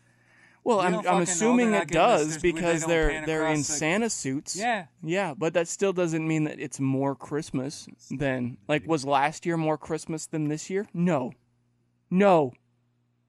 I submit that it was not. I submit that this was a terrible, terrible, god-awful movie. Uh-huh. I only like it slightly better than Brewster, and I'm not even kidding. I really, genuinely dislike this movie. Oh, it's so much better than Brewster. So much better than Brewster. It probably is, but I really... Like, this movie genuinely deserves the Oscar nominees that were in it because it's so much better than Brewster. Yeah. All right, moving on. What's next? Well, there's another Christmas Carol where they say... there'll be tales of past glories and scary ghost stories and other things blown in your ear. Mm-hmm. So for some reason, Zeke decided they had Black Christmas, a horror movie. Why'd you do that? Well, and why? So, and back to this song. What kind of Christmas house has Scary Ghost Stories. Could be Tales of Past Glories and Scary Ghost Stories at Christmas? Yeah, Black Christmas fits right in. No, but in the song, I'm talking about just the song. Oh, I don't know. I mean, it's a tradition. It's a tradition. It's a tradition. So and then Santa came down the chimney and murdered everyone. Yeah. He took the children's heads into the stockings. Like shrunken heads. And hung them like stockings. Good night, kids. Go to sleep next to Santa Claus. That would be a great Christmas horror film, no? Like, I will hang your heads like stockings above the fire mantle. That's a Krampus movie. That is. So Krampus, this is the first year that I've celebrated the 12 Days of Die Hard that I haven't just done action. Yeah. This is the first horror film that's been added to it. And this was not on my radar. But within the last year, you put me on a Krampus. So I watched that, and I enjoyed that. Yeah. And Black Christmas only became something that I even knew existed due to a previous cast where we were talking about Margot Kidder, and we connected her from Superman 2 to Sisters instead of Black Christmas, but it was a close call. It was. And I was just, how did we make that decision? It was me. Wasn't it? Yeah, but it was really close, and it ended up where Sisters was a Criterion Collection. Yeah, and I think we kind of figured that we'd watch Black Christmas down the road anyway. Yeah. Sisters sent us on a dark path. Yeah. And I was I was morbidly curious. Like, Sisters is why we ended up with Brewster. Yeah, it is. Directly resulting of Sisters. Mm-hmm. And I was morbidly curious to see how much different our lives would have been if we had picked Black Christmas instead. So I picked Black Christmas to be part of the 5 of the 12 days. It's not an action film. It is not an action film. But there was... there were some interesting aspects of the film, even though it doesn't qualify as action. And I was happy to have it a part this year. Would you like to give a synopsis? There's some sorority girls, and they live in a sorority house, and it's Christmas time, and they're getting creepy phone calls from a guy that goes, "Billy's here. Billy's watching." Mm-hmm. And it keeps happening. And some of them are leaving for Christmas to go home. But they don't make it home. No, they don't. Mm-hmm. But some of them are staying. And they're getting these calls. And some of the girls are getting killed, but they think they left for the holiday. And the guy lives in the attic. Yeah, it's close enough. Hit us with the real one. All right, so... It's Christmas, and the sorority girls are going home for the holiday, but one girl is supposed to meet her father the next morning, and she's the first to die, so she doesn't meet her dad. Oh. And then her dad, because he's suspicious, comes to the sorority house to find her, and that's true. She's not there either, and so the den mother is like boozing around, hiding beer at a sorority house. Yeah, she's got hiding hidey holes everywhere. I've never been to a sorority house that wasn't like just trashed and scantily clad or not clothed in any way. Anyway, she's pretty bad at her job. She was a horrible den mother. Anyway, he starts raising some questions, and then finally they get a police officer who's not incompetent, who takes them seriously, and they start investigating the disappearances of the sorority sisters. Go ahead, hit me. What'd you think? Yeah, it was all right. I hate that I find movies like this so slow. Yeah. Well, it was a different time. It was the 70s, yeah, no, 74. I know. And I don't like that. I do find that so boring, and that I've been acclimated to fast action. Mm-hmm. Action, but a quicker pace. Yeah. Well, the average time now is below 6 seconds per shot. In this film, that was not the case. No. Yeah. Yeah, I mean, it was fine. It was okay. I mean, it was not scary to me at all, but that's no surprise. Yeah. Because I'm Big Brave. Big Brave Rob. That's what they call him out in Wyoming.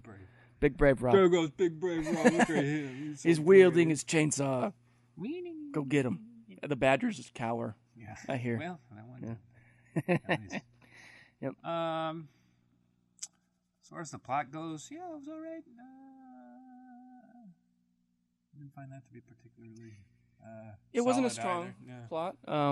When I watched the behind the scenes that were called the 12 Days of Black Christmas. Yeah. And the script that they showed was written on notebook paper. Really? That's interesting. Yeah, it was odd. there were a couple things about this film that struck me as more than odd, more than weird, more than like almost like a what the fuck just happened that got this made. NBC tried to show this live on primetime. Live? Not live, but like when it came out, they were like, we're going to put it on primetime. Uh-huh. And they pulled it after they started. And literally the first scene has language that is classified as R immediately.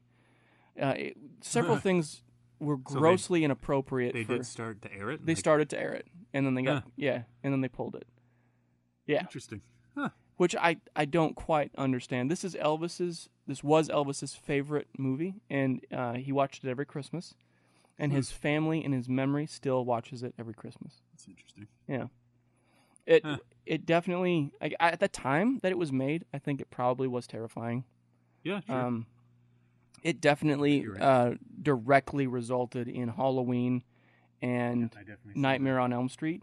Like, I really don't think Carpenter would be a name that anybody recognizes without this film. I think that Halloween was directly modeled after this film. Yeah, I would agree. To the hockey mask, even. Like, there's one scene where a character was wearing a hockey mask, and in that moment, I was like, holy shit, this scene, young Carpenter was sitting here going, I'm going to make a horror film. Well, Carpenter didn't do the Friday the 13th for the hockey mask, but... You're right. I see what you're saying. Yep, that was bad. Yep. I understand. But didn't they wear a mask in Halloween? Yeah, he does wear a mask. It just wasn't a hockey mask. Yeah, you're right. Yep, that's my bad. I would say you could even, like, the way it's filmed, like, I can definitely see some parallels to, like, the Friday the 13th, and, like, there was a scene in the basement that really reminded me of Halloween. Yep. So, I mean, without a doubt, those people, I don't know who directed the Friday the 13th, but I can definitely see the Carpenter influence. The detective that we liked, as that we rooted for in this movie, he was in Friday the 13th as well. Was he? Yeah, he's in at least the first and the third, if not more. I bet he didn't make it. It's been a long time since I watched that. Yeah, there were some strange. I mean, for the 70s, they just kind of played it fast and loose. Evidently, Margot Kidder didn't have a really Lois Lane. Yeah, she was Lois Lane. She didn't have a. She was kind of a dirty little girl. Yeah, she was a dirty girl. Like they would get the dirty calls, and then she'd say "zipper tongue, fastest tongue in the West." Yeah. And then she said, "You can't rape a townie," which I thought was horrible. Yeah, And then I still don't, like I said, I don't understand why the den mother would need to hide liquor at a sorority house because they were all drunk all the time anyway. In the toilet tank, she had some schnapps. Yeah, she kept it in like spare luggage. She would hide it in the closet. Do you think that in this case, when Santa came to town, when he says "ho ho ho," he was just calling out specific girls in that house? No. Specifically, Margot Kidder. Have a little. Margot Kidder was a rough one in this one. I mean, she was a dirty little girl. You don't have to call her a hoe. Jesus. I'm saying Santa did. Yeah. So evidently they played color code in the wardrobe for the girls in this, and I didn't really catch that. So Margot was dressed in purple. I see. The lead girl was dressed in more of a yellow. One of the other girls was in green. That represents. And that represented something that they didn't specify in the behind the scenes, but they did seem to indicate that it did mean something that was lost on me. Obviously, like being that word's so hard for me to say. Yeah. Being sexual and then like being more like brainy, like I mean I know there's a lot of work that goes into color specific for certain movies, and others they don't pay attention to it at all. People plan their things out sometimes. And others don't, so it makes it interesting. Michael Bay really plans it out. I really liked the ambiguous ending of this. Yeah. Did they get him, or was it there was a crazy boyfriend? I don't think they got him.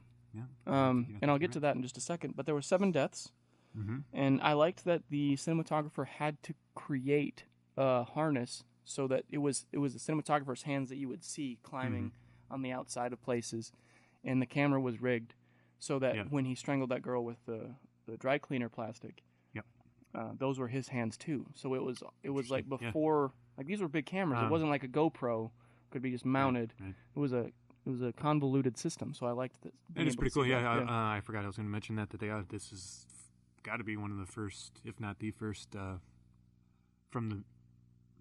that'll directly relate to Friday the 13th for sure, and Halloween actually. Now that I think about it, but from the killer's point of view, killer's perspective and tracking shots. Without knowing who the killer is.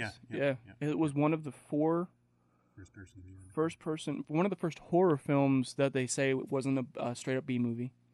and for the first-person killer. But I thought that from the standpoint of its influence today, I thought that it was very sharp. I think that I don't think that the killer was the one that got it at the end. Yeah. Because I was trying to figure out, like, is there a shortcut to the attic? Because they do shadow figures outside that you could attribute to the boyfriend, and then all of a sudden they go to the attic and there's somebody up there. Yeah. So I think that he just stays in the attic, and they attribute it, like, he has a split personality that he attributes to Billy, but we never meet for sure the person who has that personality. But evidently, I'm also not convinced that there weren't two people involved. Yeah, well, because somehow the officer outside died. Yeah, I was going to say maybe it was Billy that did the killing, but there's also a creep in the attic. Absolutely, yeah. Something like that. I couldn't tell you. I don't know. And I'm not sure that there's a right guess because they didn't follow up with it, and that's okay. I liked the ambiguity of it in this one, and I think that at the time that it was made, it probably made it creepier. Yeah, absolutely. I mean, putting it in the time frame, the first thing like that must have been pretty damn. Oh, absolutely. Pretty damn scary. Yeah. So maybe not so much anymore these days, but it's been used so much since. Mm-hmm. That, I mean, going back and watching this, it's just like, Well, they don't show the killings. They do a lot of cutaways, and they show hands, and they show black, and they show the sound mix was a lot of screaming. And it was a great mix, but that's at the time was probably more than other people had seen or heard, certainly, and blood really didn't become a thing until Psycho, and it's famous because of that, even though it wasn't really blood. I think you may or may not be familiar with him, but Dario Argento, I think he probably got some pretty good influence out of this. I couldn't say for sure. I would assume so, yeah. A lot of perspective shots from killers in his. I expected more from Kidder, I think, in this movie than I got. It was just a foul mouth and not really a strong acting performance. She just looks old. She does. She looks like she should have been the den mother. Yeah, like she should have been a previous occupant and now the older person. She's like supposed to be like kind of like the sex symbol, and she's just not really that. No, not at all. No, it's just her mouth that she. She has a foul mouth, but doesn't date anybody. She's drunk for almost her entire role. Yep. And that's it. And then the girl shows up dead in the park that they don't see. She's not a character that we'd met before. No. There were a few things that I didn't quite understand, but overall, I thought that it was a good horror film, especially for the day. I would agree. I don't think it'll stay in my 12 Days of Die Hard, but I'm glad it was this year. And I think that I like the idea of having a old. I would be up for having a Christmas-related horror film in the 12 days. Around Christmas. Well, I mean, I think that maybe next time I'll have that whole Silent Night, Deadly Night. I was just telling people that this movie was set around Christmas. We didn't say that. Oh, yeah. It's called Black Christmas. Sorry. Yeah, this is centered around Christmas. It happened. There's Christmas lights on the house. Cousin Pants wants to know. The house that they use is all done up for Christmas because they're going home for the holiday. Maybe we did mention it now that. Well, I just assumed that it was implied because the title is Black Christmas, but evidently nothing. I assume nothing. Never assume intelligence from your audience. Never assume intelligence from your hosts. That's on me. Our listeners are the smartest there ever are. No, I don't doubt that at all. I think as far as our listeners are concerned, we are their one mistake. Yeah, sorry about that, guys. It's more than likely the truth. Yeah. Mm-hmm. I really got a kick out of the phone calls. Just that. I thought that was a funny sound. Yeah. They went on a little bit longer than I would have liked them to. Sure. But I think that given what they had to work with for the time, I'm very impressed that they made this movie. I agree. So what'd you pay? What would you pay again? Found it at the library. No kidding. Wow. Yep. That's impressive. I thought so too. So, if they hadn't had it at the library, what was your fallback? Oh, they had it on. I would just use iTunes or whatever. So you'd pay $2.99. Would have, in theory. What would you pay to watch it again? I would probably pay two-ish. Yeah. So it was before we picked. That is. After we picked Sisters, it was before that I'd bought this one on the 50-50 chance because I heard so many good things from reading about it that I was like, I'm going to own this one. Just if we have to watch it, then we have to watch it. Yep.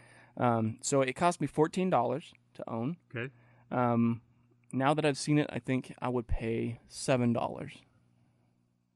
Yeah. Not because it's not worth more, but because that's a high price to pay for an old movie. Yeah. So you paid 14, you'd pay 7.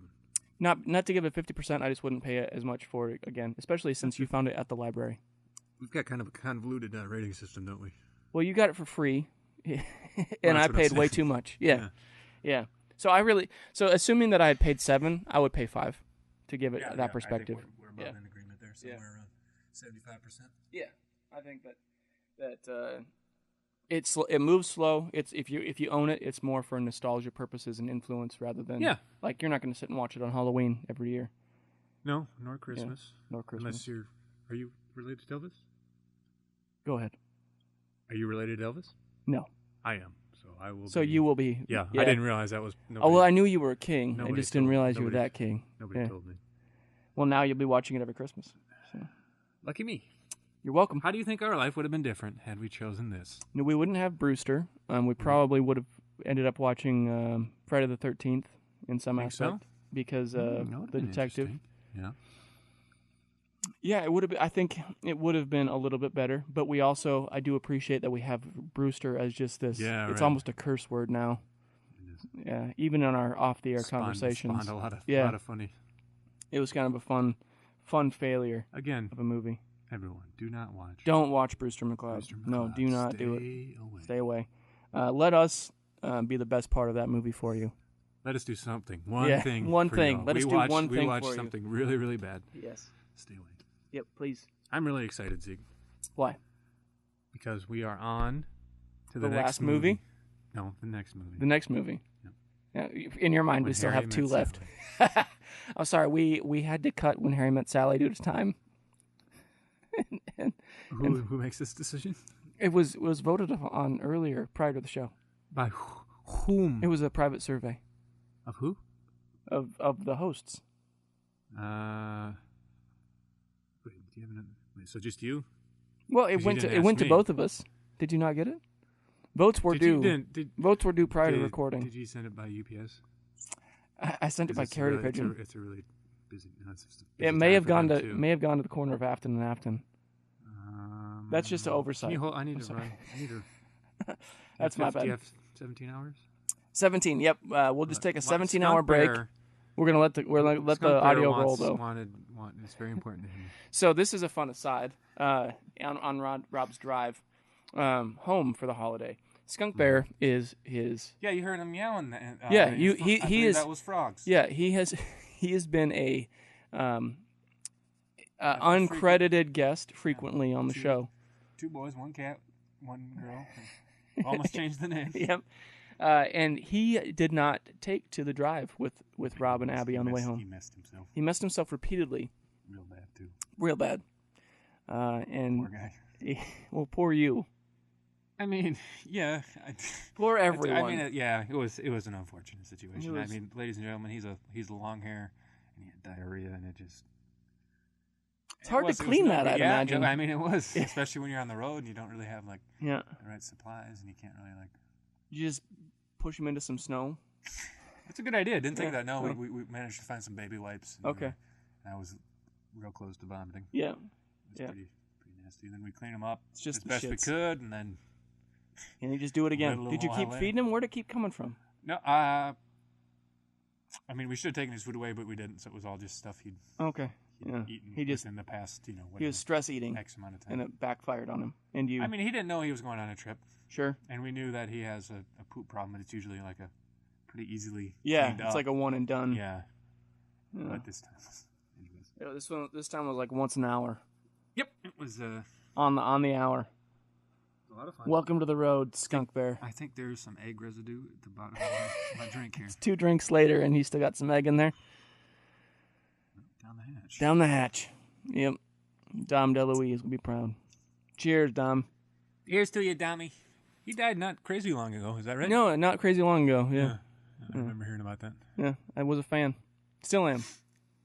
Before Loose Cannons, I think I only knew him from Men in Tights. So I didn't even realize he was in that.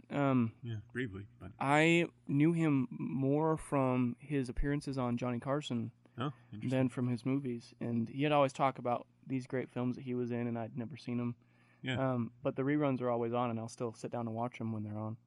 And every Carson time reruns on? Yeah. Where? My TV has them late at It's a night. pretty cool channel. It is. They have some great stuff, and then they have the whole collection of Johnny's shows on DVD that I've given as a gift a few times, but I've never sat down to just watch those.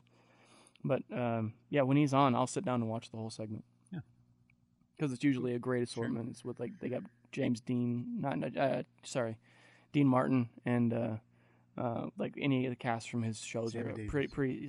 No, Sammy wasn't on the segments where he was on, but they've had some pretty star-studded casts on that couch with him, and it's just a boys' club of cracking jokes at everybody randomly, not just at Carson. So that's good. Star-studded's a funny word. Yeah. Think so? Do you agree? I guess.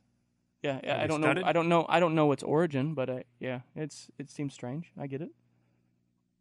Well, thanks for agreeing. I agree. In this case, won't disagree. We should probably be talking about Dom DeLuise next regular episode. I'm sure we will. Because so why are we boring? This is Christmas. Well, you're delaying because you want to talk about When Harry Met Sally, and so here we go. And we're When on Harry Met Sally, movie. starring Billy Crystal, we both Meg already Ryan, seen it. Princess Leia. What was that guy? He's from Stuff. The other guy. We've already covered it. Just go back if you want to watch When Harry Met Sally as a Christmas film, which I think it technically is a Christmas movie. That's why you keep bothering me about it. But it's on a previous podcast. Listen to this. I have an argument to make. They're driving in a car. Yeah. Go ahead. Go ahead. Tell me your life story. Go ahead. Jeez. This guy. I'm just making the argument that it's an action movie because they're driving in a car, and I don't know if you knew this, but a lot more people die in car accidents than almost everything else. So by that argument, any movie in the modern era is an action film. If they're driving in a car, plane, trains, and automobiles, action movie. Action movie. Mm-hmm. Christmas, also Christmas. It is, but have you seen it? It's been a long time. So I think, like I said, I'm trying not to blow everything good this year, but I'm aware that it's an action movie, or not. I'm aware that it's a Christmas movie, possibly an action movie by your standards. So. Yeah. What else? They're eating diner food. That can be. This guy Edward Coli. Edward Coli. Yeah. Serial killer. Yeah. What else? Living in a big city, dangerous. Smog. Yep. That's dangerous. Mm-hmm. Airplane. Mm-hmm. We already know because of Die Hard too. Yeah, that Die Harder. Bad things happens in airplanes. So sometimes good things. Do you concede that When Harry Met Sally is a action movie? No. I do concede that it is a Christmas movie. What about? But we've both already seen it this year. It's an action movie, people. Okay. Onward and upward. Movie number 5. Movie number 5. In which Christmas is not featured whatsoever. That's true, but you understand why it is included. The title is Angels with Dirty Faces, 1938. Pat O'Brien, James Cagney, The Dead End Kids, and Humphrey Bogart star, and with Ann Sheridan. Hit it, Rob. It's an old movie, black and white. There's a couple of kids, and they're real pals. Yeah, goons. And they what did they do? They did a bad thing. They robbed pens. They stole pens from a freight car. Pens? P-E-N-S? P-E-N-S? P-E-N-S. They said anything we don't steal, we don't. Anything we don't take, we don't. We ain't got.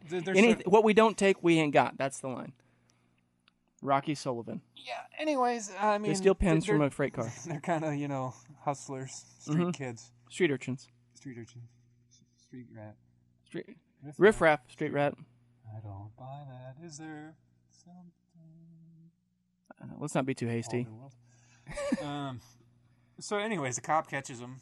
Before they weren't really doing anything too terrible is the impression I got. They were just kind of stealing food and stuff to get along. But then Was it Rocky's idea to steal the pens? It's Rocky's idea to steal the pens. Anyways, for some reason, a cop just happens to be Yeah, standing right there. Bad luck. and catches them. Yep. Luckily, they're juveniles. Well, one of them, got he away, only yeah. catches one Yeah. because Rocky wasn't the faster of the two. Humphrey gets away. Pat O'Brien got away. The priest. I thought that was Humphrey. Which one's Humphrey? He's his lawyer. Anyways. Yeah, and then he goes, apparently, for stealing pens, he's given 15 years. Was it 15? Yeah. So they skip this.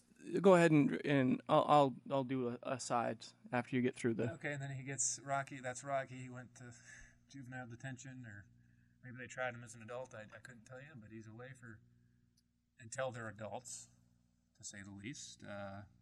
And he comes out and he meets to back up with his friend that got away, that he was stealing the pens with. He's become a priest. Mm-hmm. What do you know? What do you say? Is that it? Hey, what do you know? What do you say? Yeah, what do you know? What do you say? That's what they're always saying. Yep. It's a great line. Anyways, Rocky just kind of gets back. What do you hear? What do you say? What do you hear? What do you say? He kind of becomes the leader of another gang of street rats, riff-raff street rats. Indirectly, yeah. More or less, but he kind of graduates into bigger crimes. Well, yeah, I mean, I think in this situation, and in probably more in that era, the system made the criminal more than the criminal was to begin with. It was pre-World War II. You went into the big house and you came out a tough guy. Yeah. So the way that this movie, it kind of spans 40 years-ish, certainly 20. Mm-hmm. And it does it with newspaper headlines, with quick fades. They did like quick video playing like Harry Potter style within the newspapers that flash by, which is kind of fun. It's old-timey flash forwards. Old-timey flash forwards. They had a society for juvenile delinquents. Yep. But I liked that it kind of covered a whole lifetime. Yeah. That was interesting. But the reason this is a Christmas film is because Angels with Dirty Faces is the film that Home Alone parodies with the old black and white gangster films. And they call those in both 1 and 2 Angels with Filthy Souls and Angels with Filthier Souls. And both of those are based off of this one singular film. Those look pretty good. Didn't you say they actually made those movies? So the scenes that they showed, those were shot specifically for Home Alone. Okay, Yeah, I was hoping that they had been taken from this, and that wasn't the case. Yeah. Oh, but this isn't a normal movie for you. I'd never seen this before. No, I didn't realize. No, this that. was a podcast special. Yeah. I didn't realize. Yeah. Oh my gosh. Yeah. Oh, our first time. Yeah. Oh, wow. So this was, I wanted it to be like full of catchphrases like they used in that. There's some pretty good ones. And there were some good ones, but it wasn't like you filthy animal. I'll give you the count of 10. 1, 2, you're ugly, 10. Yella. Yeah. No good, keister off my property. Before I pump your guts full of lead. 1, 2, 10. Yeah, that's what I wanted. I wanted that in this movie. And this movie wasn't like that. It was. No. This film has an 8 out of 10 IMDb rating. It has a 100% Rotten Tomatoes. It's got to be rare. It's very rare, and it is currently listed on one of the best films ever made, period. Out of how many? All of them. I guess a silly question. I guess I was trying to get at like what's it ranked? You know, I think last time. So looking at the trivia, I think it's ranked in the mid 70s out of 100, like top 100 ever. No kidding. It's pretty high. It'd be tough for me to list 100 best movies. I think I could get there. So I made a little book a couple years ago of 365 films that you should watch to keep up with current trends. This one, I think I actually put on there without watching it, just because of Home Alone. Yeah, I know. You have no shame. What is it? I have no shame. I understand. My goodness. I know. I get it. But at the time, I don't have to go make some amendments because I was again thinking that this film was more like the version that you'd seen on Home Alone rather than the version that we watched. But it was still very good. Always remember, don't be a sucker. I had that written down as well. Don't get smart with me. Did you have that written down? Did not. Don't get smart with me. I You're a have- smart guy. You're a smart lawyer. You're a very smart lawyer. But don't get smart. And don't get smart with me. It's good. Yeah. What else was there? Say your prayers, mugs. And then what my favorite part of the whole movie, when James Cagney, who plays Rocky Sullivan, gets out of prison, and he's owed. So his lawyer was in business with him, played by Humphrey Bogart, and that's why he says, "Don't get smart with me. When I get out, I'll do 3 years for this. But when I get out, you give me that $100,000 back." Yep. And when he gets out, Bogart doesn't have his money, and so he gives him $500 walking around money, and he goes back to his old stomping grounds and gets pickpocketed by some hoodlums.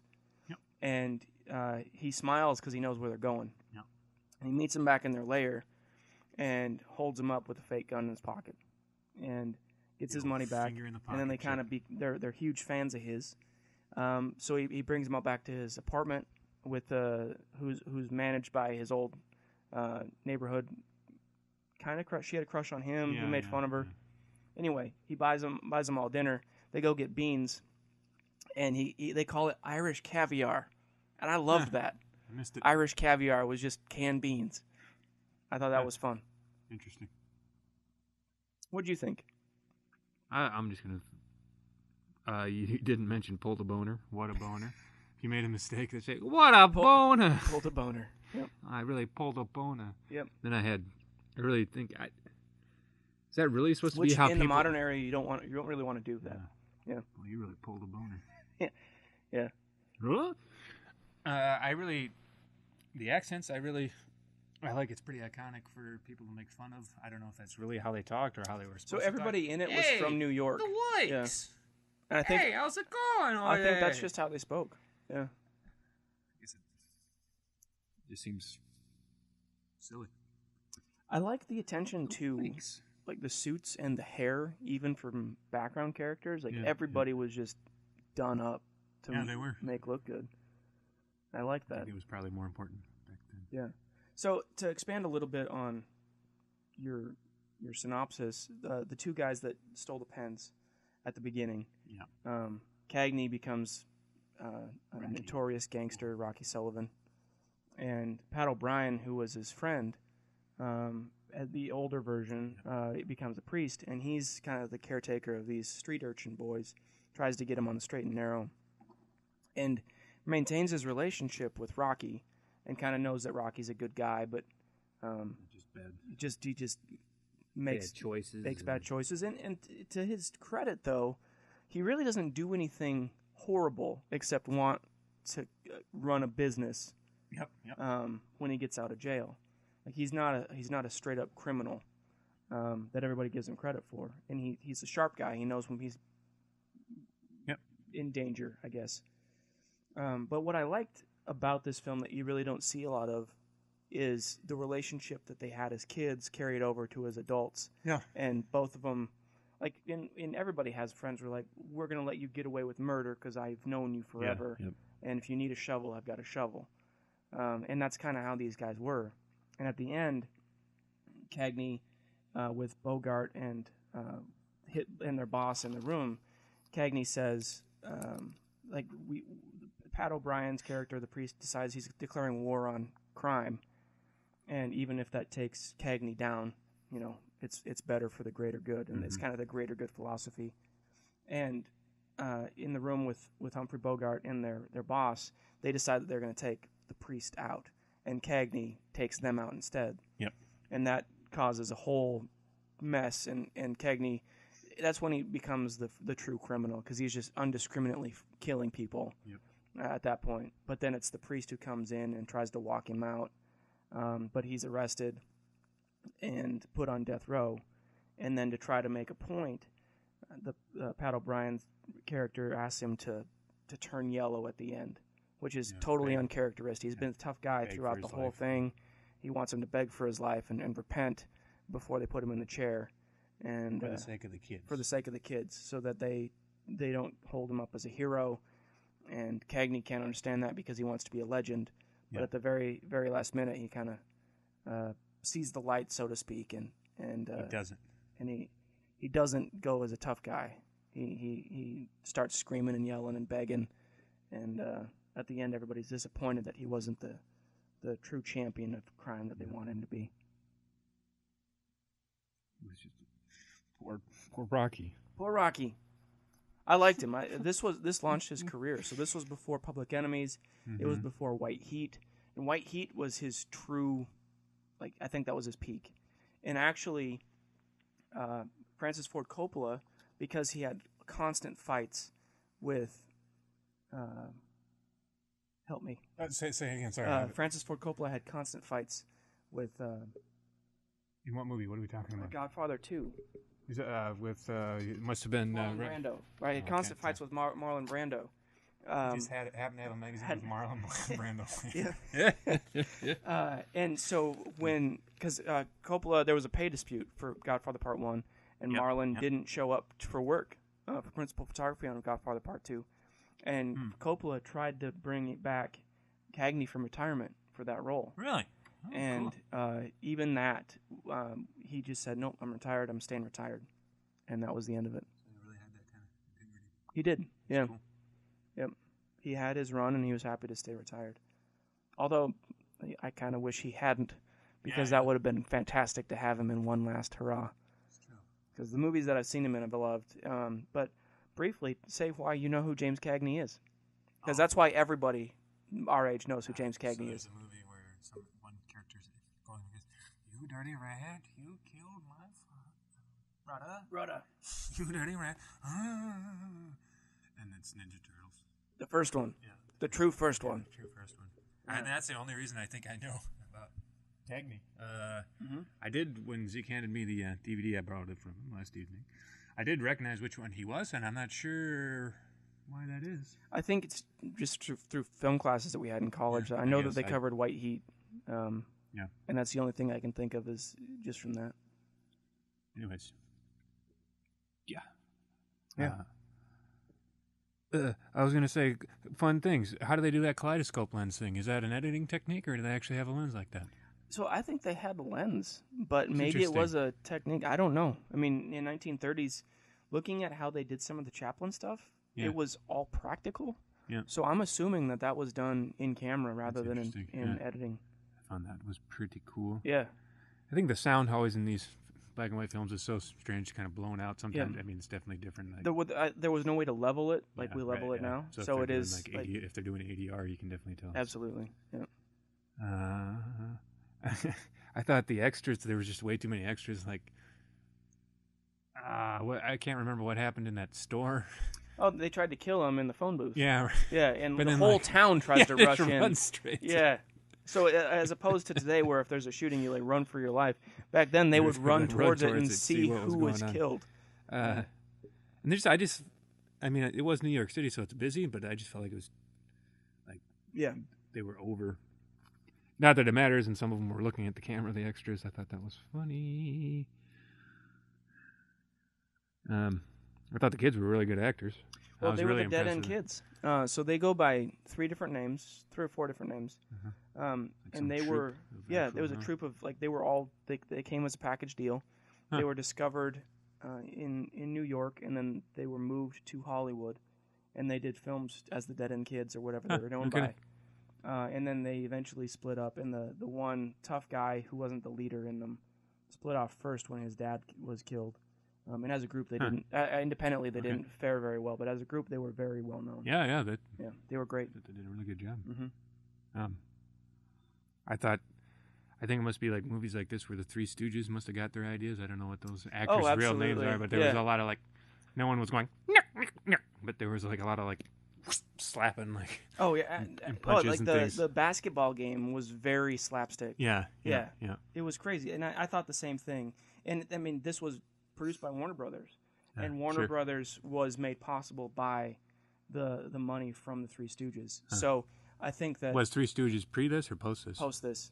Okay. But they were just a small house prior to the Three Stooges. Then it exploded. Gotcha. And so I think that it was because of this type of style that the Three Stooges kind of got their main role. But I love those guys. Oh, they were great. I have Just a couple more notes. I want to know. I'm curious when refs started wearing pinstripes instead of suits, like Rocky was. Yeah. And using actual whistles instead of just whistling. At some point, somebody said, "Take the receiver off the hook." I remember with landlines, if you took it off the hook, then it would always be busy. Yep. Yep. Boy, my mom used to tell me to do that all the time. Yep. Taking a bath, take the phone off the hook. Yep. That was fun. It made me feel good. So I did the math. $100,000 back then, somewhere around $1,749,507.25. For what? The $100,000 that Rocky. Oh yeah, that's what it comes out to now. Yep, and then he gave the kids $50 each, which at the time was about $874. Mm-hmm. And then there was another thing about $10,000, and that was $107. So that's a lot of money. $174,950.72 in today's money. Whole bunch of money. Yeah. Yeah. And he just had it, and they were just like in wads, like yeah. He was like gang rolls. Yeah. Anyways, I thought that was interesting. I don't know. I don't think it was for this one, but Curtis directed Cagney to an Oscar. Oh, okay. And he also directed Casablanca. So he and Curtis and Bogart did very well together. Yeah, good. Very good. Yeah. Yeah, Michael Curtis was the director. Mikey K. All the way, what do you say? I don't know. I'm trying to find now. I don't think that he's related to the other Curtises that you would think of. But I'm trying to find out for sure. She was in Halloween movies. Yes, she was. But yeah, no, that was just a great ensemble overall. I don't think that I'll keep it in the Halloween, the Christmas showcase of Die Hard, but I would definitely watch it again, and I think I'll probably go back through some of the other films I have in that Cagney collection and watch them too. Yeah. I'd be interested in those for sure. I really like. I had a big black and white film kick. It's been a while now, 7 years ago, but I do. I really dig the style, techniques. Mm-hmm. It's pretty interesting and cool. Well, refreshing. Absolutely, it was refreshing. Yeah, and I think that Cagney was by far the strongest actor in this movie, even above Bogart. Yeah, even from the first scene where you see him looking over the banister, talking to who later became his love interest. I thought that all the way through he was good. He was very good, and so it's no surprise that this kind of launched him to stardom. Mm-hmm. Even back then, they knew. Yeah, this kid's a star. Kid's a star. Kid stays in the picture. Let's give him $100,000. Yeah. So online it says that it's a 78-minute movie. That is not true. Yeah, it was longer. It was over 2 hours long. Yeah. Which was surprising, but not necessarily disappointing. Just based on the time constraints I had, I was like, "Oh, this is not right." Yep, pretty much every movie he gave me. Yep. 2 hours long. Yep. You're welcome. Movies I gave him, I mean, some of them were like 90 minutes long. I'm a nice guy. Some of them were longer than 90 minutes, though, and some of them scarred my brain. Hey, what do you hear? What do you say? Hey, what do you hear? Oh, I just pulled a boner. Always remember, don't be a sucker. Okay, always remember, folks. Yep. Don't be a sucker. So that's the 12 Days of Die Hard we for got this year. Rate it, you dingus. Yeah, you're right. All right. What would you rate it? I borrowed it from you. Right. So what would you have paid? Probably 2. Two? To rent or to buy? I'd pay $5 to own it. Own it? Yeah. So I bought it as part of a 6-movie collection. Yeah. I think it was $30. Divide that by so 6, I would say $5. Would you pay the $5? I would pay. I would actually pay $7 for this, just because of the connection to the Home Alone franchise. Okay. Just the influence. Makes no sense to me, but all right. Yep. I really liked it. I didn't love it where I'm going to watch it a bunch, but I truly respect the work that went into it, and I would say it's an American classic. For me, I just like it's not my type of storyline, but it was still really good. It's solid. I'd give it 75-80%. That's what I say. I think that 8 out of 10 on IMDb and 100% on Rotten Tomatoes. I think that's accurate I'm the based 8 on out the of 10. competition. Yeah, I would say I would give it a Zeke's the 100. I'm the 8 out of 10. yeah. So average that to a 90%, and you have the highest rated film I think we've ever agreed on any of our. Yeah, it could be. Yeah. Could be. Now here's the real question. Go second egg. Rambo 2? Yeah. That takes place in the Pacific Northwest. Mm-hmm. Those trees look like Christmas trees. They're pine trees. Yeah, which Christmas trees are generally pine trees. Are they Norwegian trees. pines? Because that would make a difference. I don't think it really matters. Because there's probably more snow in Norway. That's more Christmas related than this. Well, no, because this directly affects our childhood memories with Home Alone. Why didn't we watch Home Alone? We've both seen it. I haven't. You're lying. I can't believe. So, in the course of the last 5 weeks, you had not seen Die Hard 1, Die Hard 2, or Lethal Weapon? I had seen... You are welcome. I had seen good chunks of Die Hard 1. You're welcome. All I hear is, thank you, Zeke. His face is creepy. Thank you. You're a can't Christmas stop looking miracle. No, you're not. No, this is me. So long this is actual Rob pretending to be Zeke, pretending to be me. What about In Bruges? Again, Was it Christmas? I haven't watched it, but I think that you are right. There is like a Christmas play of sorts that's going on in the park. It's not a really upbeat film, but I do love that. But again, we both watched it, so we're gonna have to I'm gonna see how you struggle through next Halloween, and I'm gonna base my judgments on that. I already got it. You're 10 months away. It's fine. I got it. All right. Well, that is the 12 Days of Die Hard. Merry Christmas, everybody. Merry Christmas. Hey, they're not all Christians. Merry Christmas. And Happy Hanukkah, which is over, I think. Yeah, I think it's 8 days. I think it's still going. 7 crazy nights. Yeah. I think tonight might be one of them. I don't know. I think you're wrong. All right. I think it's over. Fine. It's over. Find out. So you're just wishing them an early one for next year? Happy Kwanzaa, people. All right. Okay, love you, bye. Hey, hold on. We're not done yet. Well, wait. I just had one thing to say. Yeah. We've known each other a long time, right? Probably. Yeah. 20 years. Pretty good run. Pretty good run. I got this thing I need some help with. You need a shovel? Yeah, I got a shovel. Sounds like a good Christmas Eve. I like where this is headed. Merry Christmas, everyone. We'll let you know how it goes. Merry Christmas. Okay, love you, bye. Bye. Love you, bye. Bye. Love you, bye. Bye. Love you, bye. Bye. Love you, bye. Bye. Love you, bye. Bye. Love you, bye.